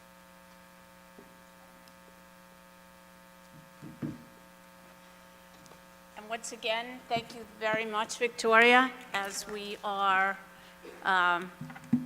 presenting this budget tonight for adoption, and then it will be going before the voters. So thank you for your presentations all through the budget season. Okay? And that is the superintendent's report. That was very good. I enjoyed that. All the presentations were really informative, and thank you for being here to share all that information with us. Did anybody have questions about anything Victoria presented before we move forward? No? Okay. So, let's see, the student board member is probably busy doing something. She's at a game. Yeah. Okay. Public participation. So this is public participation on any agenda items. If you have questions about anything, come on up, sign in with Ida, and state your name and address when you go to the podium, and you have 3 minutes to speak. Danielle Fagese Scaiola, 2 Sound Beach Drive. I'm sorry I was a little late. I came from another meeting, so I can't say that I saw all the presentations, but I did want to make a comment. First of all, I love seeing Allen's, and I feel really grateful for all the great things that our students are doing. And I want to thank Mr. Nidell as well. We worked together on some of those projects. I will say those are the best turkey trot T-shirts we ever had, and I am not just making that up. They literally were. And it's just really great to see all the really nice things going on in the district. And I thank everybody that makes that happen.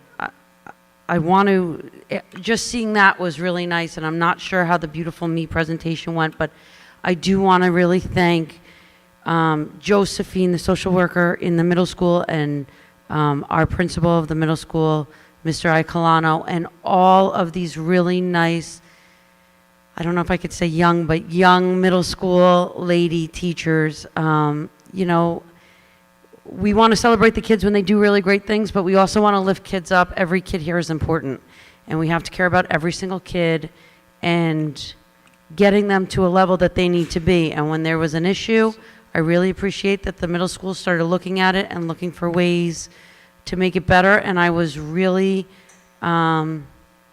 super impressed. I showed up for the workshop for Beautiful Me.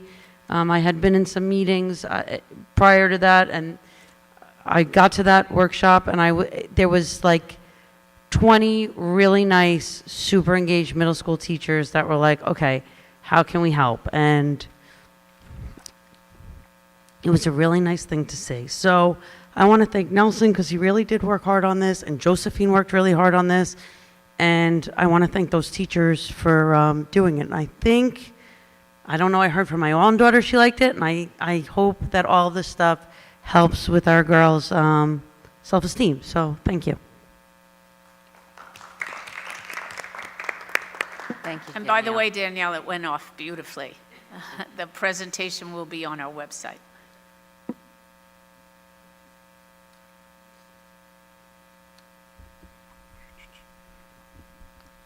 Good evening, everyone. My name is Daniel, Hendrick Avenue. One of the things that I saw here which was great was Beautiful Me. And one thing it obviously talks about is self-esteem. And I just thought it was wonderful because self-esteem takes practice. It's a mental practice that takes people who know how to mentor, who know how to direct and confront the issues. And I think there's no better way to start than the middle school, because obviously that's where people become individuals from the elementary school. And just to piggyback on Dr. Rhiannon and Mr. Hudson about the musical that just transpired last weekend, what that does to children and their self-esteem, the things that I heard, and working a little bit backstage for the weeks that I had, just me in my corner, and knowing what the children were going through, just within their conversations at home, this was, for a lot of children, a way out, a way to build that self-esteem. And one way to advocate for children is to honor and reward the teachers that go far beyond their call of duty and their description. I mean, our beloved Mr. Norris, he reminds me of so much of Dale Zerbrick. It brought me back to my high school experience and what it did for me. And I saw it in these children's eyes, the way they spoke, the way they cried, the way they cared for each other, and the response that the staff here gave me while I was coming in and out of the building. And they were like, it's quite amazing. You know, when they did the presentation for the children, one lady was telling me, she was like, you know, I would see someone who has no relation to this group come up to her and congratulate her. And I was like, this is what it's about. And I was just like struck to my soul on what it did for these children. And again, I think we need to really honor and reward the teachers that build that foundation for our children. Whether it's funding more of the department, or whether it's maybe giving them more limelight. Nothing about the pictures in the hallway, but I mean, it is in a hallway that not too many people go or even notice that it's even there. I think we should follow the lead of these teachers and people that make such a tremendous impact in their lives. But again, congratulations to the school, the district, Again, Ms. Icalano and what they're doing, Beautiful Me, I think that's an amazing step forward. And again, this production, phenomenal, phenomenal, phenomenal. Thank you. Mr. Rios, did you know she had that phenomenal voice? I echo all of the sentiments you just provided.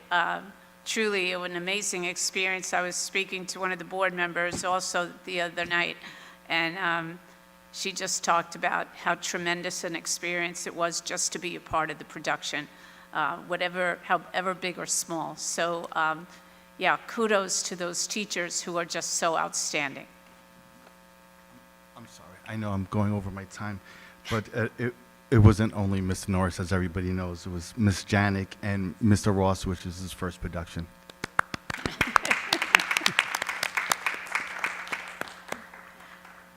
I just want to make a comment, if I can. One of the things we did last year, we began a hashtag, We Are the Impact. And the impact is how we relate to the students within our community and how the students relate to one another. And it truly does make a difference, however big or small.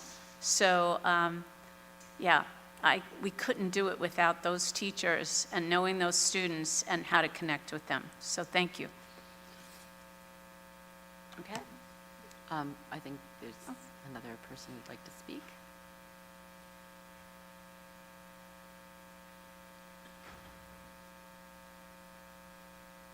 Hi, everyone. Victoria Lentini, 3 Mansion Drive. I can't echo enough, the amazing performance that was done this weekend by these high school students and Mr. Hudson. I loved seeing that presentation. I think what goes on in this district is truly something special and amazing. And Mr. Nadell, I've spoken to you about so many programs that he's brought to this district and that our students and our children have access to. With that said, being in this community constantly, socially and locally, doing sports and going out to all of the different venues within this area, I just want to know what we're doing to showcase to Glen Cove residents and our community an accurate picture of what goes on in our district, because the perception is not what we're seeing here tonight. And I've now made it a big effort. I'm making it a big effort to come to these meetings because I find them so educational. I find them so important. And it's sad that there's always 5 to 8 people in this audience. And I need to better understand what we're doing as a district, as the Board of Education, to get our parents more involved in our district, to better understand what we're doing for our children and what we're doing to educate our community. With regards to the budget, how are we getting our community again to vote yes for these things? That is a huge issue that we've struggled with on and off. So are we going to offer a seminar? Are we going to have Mr. Hudson and Mr. Nadell and Mr. Icalano present all of these amazing programs that we're implementing to them? Or are they just going to look at Newsday and see that the graduation rate is second from the bottom? We need to do more. We need to do better. Because I'm scared about that budget. I'm scared that people will come out, and the people that are the naysayers and the people that vote no and the people that go to public school or go to charter schools, or the people that we have in our budget that we're paying for to go to those other schools, they don't see what we're doing here. And we need to make it a priority. And I'll email everyone again to get a better, more solid answer, but last time I was here, I wasn't happy. I walked away not happy with the responses I received. I didn't feel like I walked away with anything more than I walked in with. So I'm asking the board, I'm asking you, Dr. Rihanna, what are we doing to better educate our community, our parents, the people that don't have kids in the school district, to see what we have going on here? Because all they see is Newsday. I'm on the baseball fields, I'm on the lacrosse fields. I'm out there. I hear what people are saying. Are you done? I am done. Okay. I just didn't know if you really I wanted didn't want to to answer interrupt it. you if you had something No. else to say. I absolutely agree with you. And, one of the reasons we have that Thursday performance, we started it by having it as a senior performance. It was a dress rehearsal that allowed all the senior citizens in the area to come in and have a special performance, because we do have so many talented students.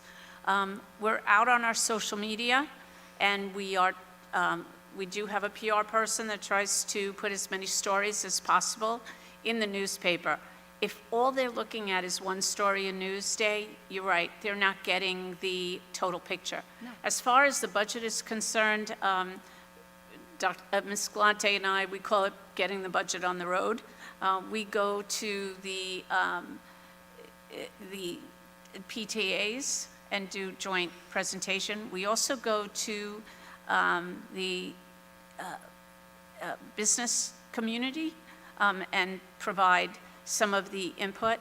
I know what you're talking about. Since I've gotten here 11 years ago, we've tried to put things in place because there isn't enough understanding outside our walls. We have so many events that are available throughout the school year. We have them on our calendars on the website. We still do our calendars so that people that may not have access to the website has the calendar. We have great concerts and we have great events throughout the school year. We are going to have a community day on May 5th. Again, trying to lure people out of their homes, come to our schools, come and see what we have. So I am open to additional suggestions, because we are racking our brains, back and forth. We take suggestions, we see what we can do. We do have phenomenal things happening. And unfortunately, some people make comments without really getting to know our school. There are people who, and I'll give you a great example. I stopped to get coffee outside of town on the way in. I live in Suffolk County. And somebody said to me, "Oh my gosh, you're from Glen Cove?" And I said, "Please come and see who our students are before you may have a reputation that is a perception that is no longer here. You have the wrong perception." They just happened to move into the district. The student was graduating last year, and she couldn't praise this place enough. So we do have an amazing community. I really wish I could get more people to come in, because we work hard to support our students in so many different ways. And we may have had a blip on the screen, but I know that the response from our board and from our administrators is how can we make our students, move in the right direction once again, as far as the graduation rate and as far as, other perceptions. So I welcome any suggestions you may have, or anything that you may hear on the baseball field or lacrosse field that can help us to better educate those around us. No, I think it's really important. I know that we all do a big job as parents trying to do that, but we can only defend so much, and I think that what we're doing may work, but it's not enough. I'm concerned that it's really just not enough. And I know you mentioned PTAs, and I just want to highlight, PTA is really hard. And it's really, really hard to find parents that want to be involved in the PTA or the school district at all. Asking people to come to the school board meeting, they have a sour taste in their mouth. They don't want to come back from whatever experience they had. How are we turning that around? How are we turning the PTA around? We almost lost the PTA at Landing School. It almost just went away. Those kids would have lost out on so much. I spent hours on the phone trying to get parents to be involved and join the PTA. It shouldn't be like that. People are missing something. We need to do a better job of getting our parents involved, our community educated on what goes on in our district, because it's not working right now. So I'm happy to help you. I'm happy to come up with ideas, but it needs to be more than just me. Well, we'll be more than happy to take those ideas, and believe me, we have been working on things that perhaps you haven't seen, but I invite you in to come and meet with me and, share some ideas and share some experiences so that we can make it better. Thank you. I just wanted to follow up what Maria said. You mentioned May 5th. It's May 4th that we're having that. Did I say May 5th again? Yeah. I'm sorry. Something's happening on May 5th. if it's Saturday, not. May 4th. Saturday, May 4th. So that event will be open to the public and will be a celebration of our new field, and will include a fair for children with activities, and so it really is a chance for people to come and look at some of our new facilities. Can I also just, Go ahead, Megan. are you finished? I can Just to respond a little bit to what Victoria's saying also, it's something that has been consistently discussed amongst us, like almost every year. And so to that end, I think we're really aware of that, like, lacking, if you want to call it, or, need for improvement. So we are, like, if anybody has really great ideas, please let us know.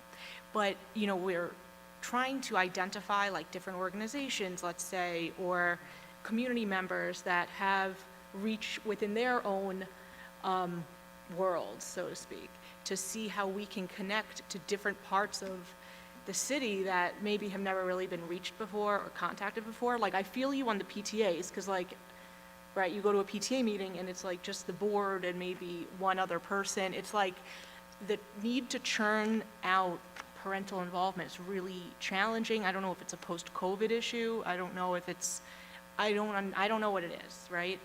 So, but it's just something that we know about, and we're, like, really trying to like improve, I would say. And hopefully we have improved it, and hopefully we'll continue to. Just from, to offer my perspective as well. Yes, we're very aware, and it's something that we're very concerned about. But I think between being in a post-COVID and a post-social media world, I think that reaching out to people in general, it's not the same thing that it used to be. So I think, universally speaking, we're on a learning curve. How do we reach people? There is a certain climate that people enjoy to kind of languish in, and it's not one that invites open-mindedness or that is very welcoming.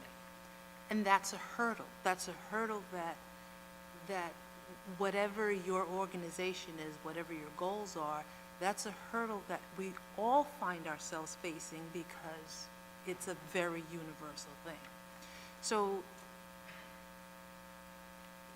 it just is that. It's figuring out. It's like my brother used to say, it's like when you see an interesting new bug and you're like, what is this? What is this about? It's that new bug that you've never seen before, and we're all learning. We are learning what still works, what doesn't work, what we need to do that's brand new, what we need to do that maybe is a revision of something that worked in the past but needs to be tweaked.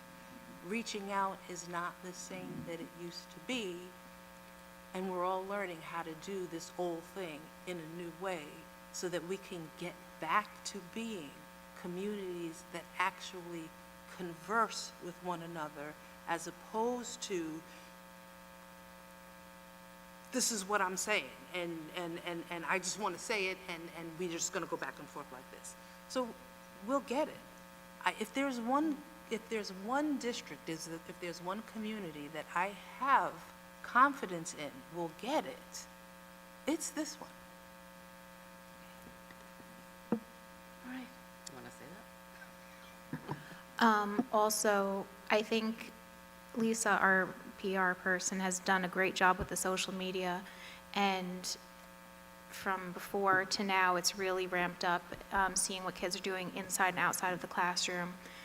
So that's been great. But also, now that we're seeing some of the improvements to the fields, and soon we'll be seeing the tennis courts, and then other projects as they're being finished, hopefully we can use some of that excitement and momentum to also highlight what our students are doing and how we're doing this all for them.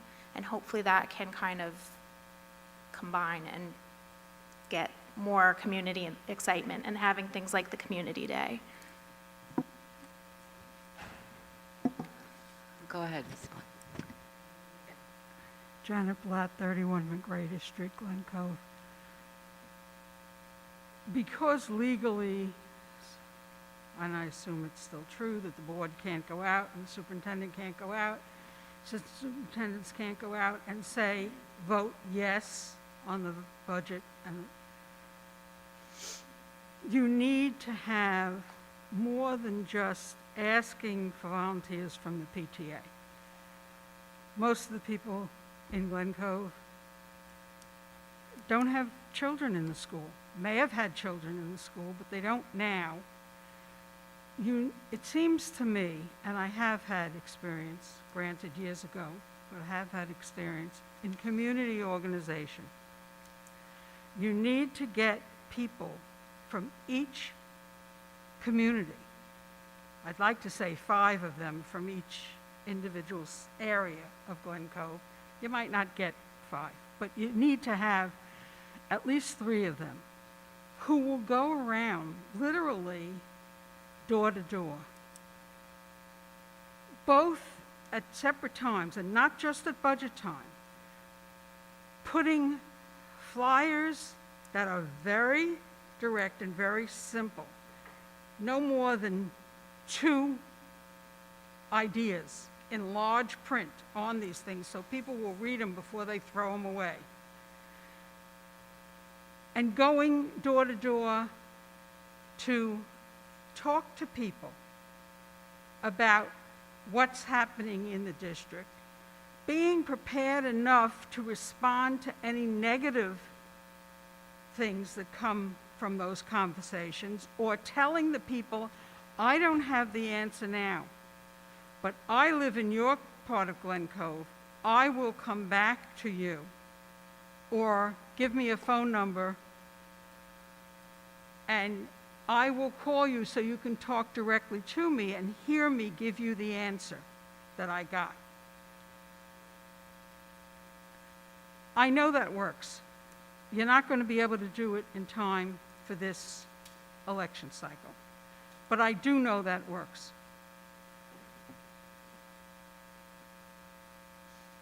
For the most part, if you have meetings, not many people come. When I first started going to board meetings, the young man whose parents asked me to go because they were working at night was in 6th grade. He's now 26 years old. There were many more people at board meetings. I didn't walk in, sit down, and be one of very few. And people weren't silent. And people didn't care if those sitting there, where you're now sitting, didn't want to interact conversationally with the person who was speaking. They just looked right at people and said, I have a problem with what you're doing, and I have a problem with what you're doing. And you may not want to talk to me, but everybody out here in the real world where we all live are talking about this.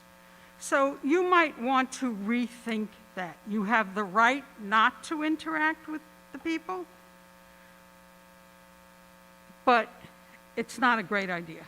There were a very few over the years, board members, who would say to their colleagues, that person has more to say, I want to hear it, and I'm going to respond. If you all don't like it, too bad, don't be on the board. It may sound awful to you,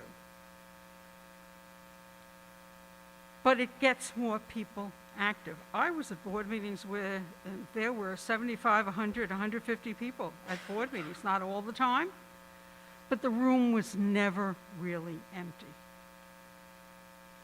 If more people are involved because they feel like they're really welcome at the meetings, more people will come. Maybe not next year, maybe the year after it'll start. But you need to think about how you don't engage with the public. You come onto the board, you learn from the people before you, they haven't engaged with the public. We don't have a give and take. You're part of the problem when you do that. And it wasn't just with you who are sitting here now. It's the people before you and the people before that and the people before that. And going back. Changes need to be made if you want the people to be active and if you want people to come out and vote yes on a budget, on the propositions that have been carefully worked out, where money isn't being spent wildly and is being spent to benefit the children of this district. You need to make some changes. Okay, thank you. I would just like to say that I have also attended the meetings over the years, and I think we have to keep in mind that we now stream our meetings. A lot of people watch the meetings after the fact because they're posted to access. You know, I'm not going to judge whether that's good or bad. It's nice to have a meeting with a lot of people in seats, but it's also nice to have the accessibility where, you know, possibly more people are watching. And I know a lot of people I talk to do watch it after the fact because they can't always watch it live or come in person. So I think we have to keep that in mind. I don't think this board is disengaged. I think a lot of us are talking all the time about how we're engaging with people. So, you know, it may not be exactly this forum, but I still think we're pretty plugged into things. And we certainly care a lot about this district. So that's all I'll say. Because we got to keep going. Okay. Instructional report. Alexa? Based on the recommendation of the Superintendent of Schools, I ask the Board of Education to approve Agenda Item 7 on the instructional report, A, Committee on Special Education, B, Committee on Preschool Special Education, C, New Course Proposal, and D, Adoption of the District Plan. Can I get a motion? Ann and Angela, any discussion on these? Sorry, can we just have a brief discussion or explanation of what the district plan is and its role? Okay. So the district plan is by regulation. It provides a framework by which there is shared decision-making. They speak to committees, and one in particular would be the district shared decision-making team. There is regulation by which there is a composition of who makes up these shared decision-making teams, both in the buildings as well as in the district. Every 2 years, we have to review that plan. In our plan in particular, it also includes the interview process. That was, again, recommended to the Board of Ed 2 years ago. It will be in this one as well. It was reviewed in detail. And actually, at our last meeting, we spoke about a goal for the 24-25 school year. There will be a subcommittee of the district shared decision-making team, or the district site team, and what they will be working on is what's called a portrait of a graduate. Many school districts are putting together this profile of student, a student profile as to what we would like our students to experience as they go through our schools and are successfully graduating. And so I know that 2 of our administrators have already volunteered to begin putting things together for that particular project for the 24-25 school year. It's a committee that is mandated in every district in the state of New York. I just wanted a little bit of information about the new course. Sorry, I just realized I forgot to, yeah, the editing course, just a sentence. Do you want to talk to me? The new course is titled Pure Editing. It's going to be added to the sequence of TV courses that we offer at the high school, and it's going to help students in achieving the individual arts assessment pathway, so it gives them an additional elective in that pathway, TV and media production. Okay, great, sounds great. Any other questions or comments? All in favor? Okay, so that's 7. Okay, thank you. Victoria? Upon the recommendation of the superintendent of schools, a motion is requested for the approval of agenda item 8, business affairs, B, operations, 1 through 8. Can I get a motion? Leah and Maureen. So here we have to discuss the BOCES. We're voting on the BOCES budget and the board members for BOCES. Do you have the form, Ida, or how does? So first is the budget. Okay. Mm-hmm. Well. Okay, so Leah and Maureen.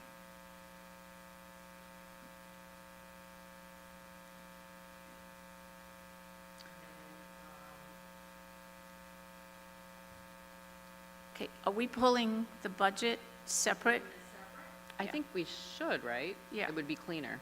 So if you could, Victoria, if you could amend your recommendation to the board to read the board, the recommendation is to adopt Business Affairs number 8B, number 2.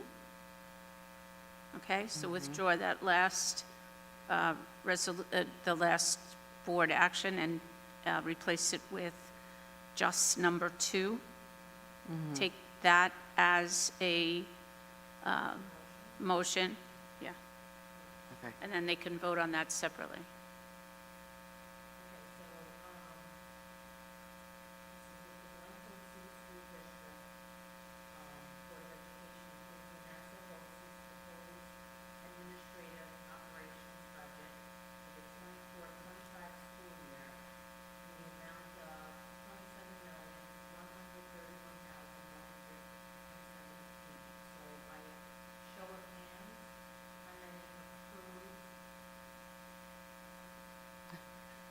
It's not on.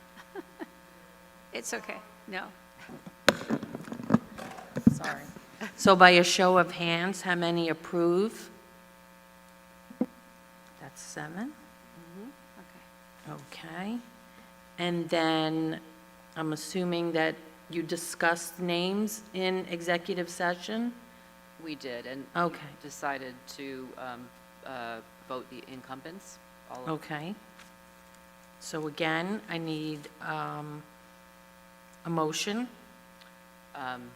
Leah and Maureen. and then by a show of hands, how many In favor? are in favor of approving the incumbents? 7. Okay, thank you. Thanks, Ida. Okay. And now back Now to back to Victoria. Victoria. Upon the recommendation of the superintendent of schools, a motion is requested for the approval of agenda item 8, business affairs, B, operations, 1, 3, 4, 5, 6, 7, and 8. Can I get a motion? Megan and Angela? Any discussion? All in favor? 7, okay. So we just approved our budget. Thank you very much, Victoria, for all your hard work on that. Okay, so personnel? Based on the recommendation of the superintendent of schools, I ask the Board of Education to approve agenda item number 9A certified, items 1 through 9 as amended. Motion? Ann and Lynn? Discussion? All in favor? 7. Okay. Based upon the recommendation of the superintendent of schools, I ask the Board of Education to approve agenda item number 9B classified, items 1 through 5. Motion? Leah and Maureen? Discussion? No. All in favor? 7. Okay. Very good. Andrew, is there anything you want to add, or we're good? Okay. Thank you. Okay, so now we have unfinished business policy, second reading for policy 952 point, no, 9.20.6. Can I get a motion on that? Maureen and Leah. Does anybody have any discussion about the policy? This is our second reading, so unless there's an issue, we can vote to approve. Okay, so all in favor? Okay, that's 7. All right, so we've just approved that policy. Any new business? Nope. Okay, so board comments. So the board has something to share. We just wanted to, we wrote a letter sort of collectively, some of us worked on, and so I will just read this to you. Recently, our district's 2022-23 graduation rate was published in Newsday. The administration and the school board have been aware of and concerned about the decrease in the percentage of students who graduated since last June, and we're working with administration to ensure that our graduation rate improves. Notwithstanding previous year's improvements in graduation rates, it's important to understand that Glen Cove is a small city school district, and we face challenges of any city school. Unlike our neighboring districts, we begin each school year with a potential graduation rate of less than 100% due to several factors such as student attendance, students who transfer into our district from other countries and must learn the language, our rate of transiency, and the number of students who enter our high school with interrupted formal education. These students are more than just a number reported in an article.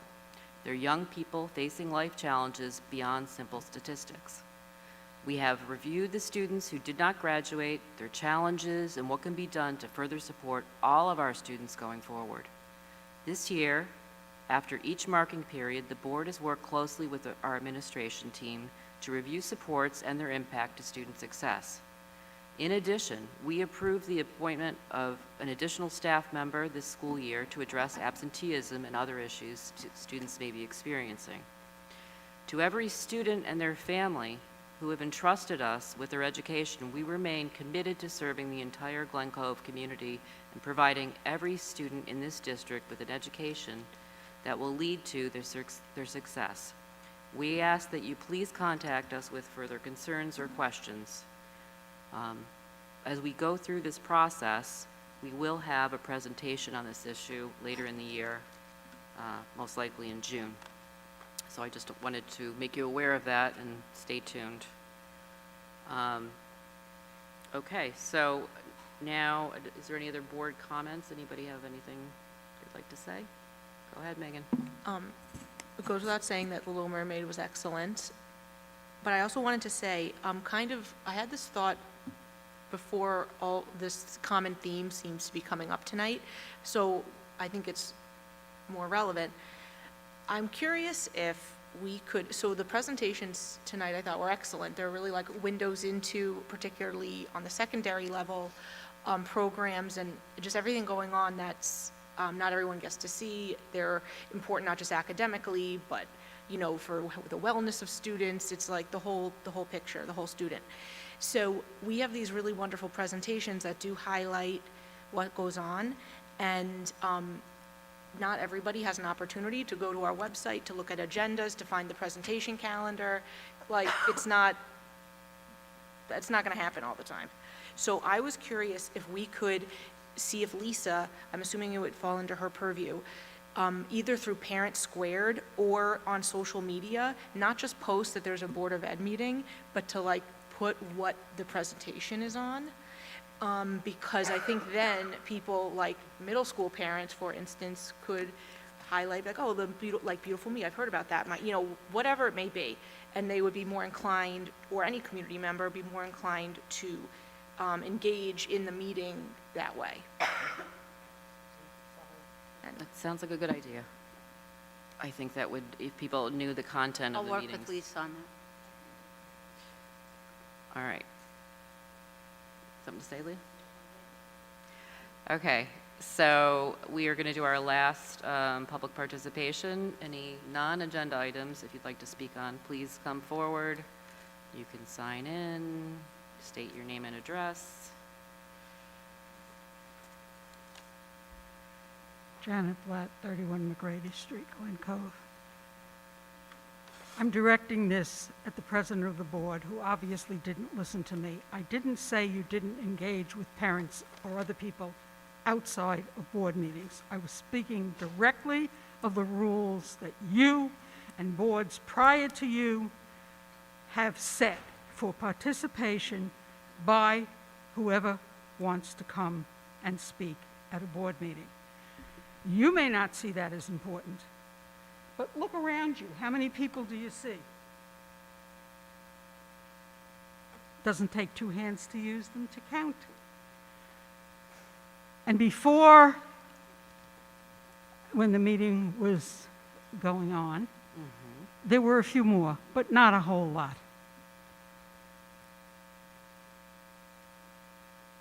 If you don't allow the people, and personally, I don't care. I speak to a lot of people outside of this. People call me, people text me, whatever. It's not amusing that you will not allow someone to have a conversation with the superintendent or one of you when they have something to say after there's a response to what they say. Yes, there are some people who watch the live stream of a board meeting, but they're not speaking, they're at home watching. And yes, there are some that will watch it after the fact, but they're also not here participating. You can care about the students, and I don't doubt that. I didn't say you didn't care about the students. You should have listened. You would have heard my non-statement on that. The fact is, if you care to want people here to know what's going on and to go out and spread the good word of the school district around, you need to start thinking about how much you shut people down. It's you now. It's not somebody who 6 years ago or 10 years ago or 16 years ago was on the Board of Education. It's you. You can make that choice. You don't even have to make it for every single meeting. It's just that it has to be consistent through one particular meeting. If you give people 3 minutes to talk and you let somebody go over, then you have to, by law, allow everyone to go over. Which we do. Which you do most of the time, okay? And you did tonight. I usually do. The fact is that you people need to want to make changes on what goes on in a board meeting. This emptiness speaks directly to you. and to those before you, but you're here now. Do something. If you don't, you're responsible. Thank you, Ms. Blatt. My response to that would be, you know, there are 100 people tuned into the meeting online. That was the note that I wrote to Maria. The last meeting had, I believe it was 105 people view it. I don't know. But that's comparable to the amount, huh? And then the previous two were 120, 129. Yeah, I mean, So times have people changed. are watching. So people communicate in different ways. We get emails, people engage us. I certainly can't be accused of trying to shut anybody down. I mean, everybody is whispering into my ear, like, stop, okay, enough, time's up. I don't care. You can talk all you want. I'm not shutting you down. You've gotten up 3 times. We're having a dialogue now. Janet, look, I know, but you can hardly accuse me or really any of us of being close to that. But the reality is, this meeting is the board's meeting, and the board has a lot of stuff to get done. So, you know, this board is totally open to hearing comments. We welcome them. You know, as I've said, we don't necessarily get them in the traditional way you think of as people engaging here, but we're engaged in other contexts too. So, and like I said, email, conversations, you know, where we're listening to people, you know. So you know, I hear what you're saying. I don't necessarily agree with everything, but you're free to say what you want, and I'm certainly not trying to shut you down, you know. And if you want to have a conversation with me after the meeting, I'm here. Okay, but please don't yell at me. I understand, but the back and forth thing, the reality is that we've only got so much time, and we have like stuff we got to do, right? And we want to hear you, but it's got to be reasonable, and it's got to be fair, because we're all here late. We've been here for a couple hours doing exec session. It's kind of a lot. You know, we're volunteers. We're trying to do our best, and I'm trying to be respectful of you. I'm sorry if you feel otherwise, but you know, I appreciate your presence here and your participation, but not everybody does it that way, so. All right, I think that's probably enough, because we have to move on. What? Okay. See, you're whispering at me again. Can I get a motion? Yeah. Okay, that's 2. All in favor of adjourning the meeting? 7. Okay, thank you very much. Thank you for being here. Have a good night.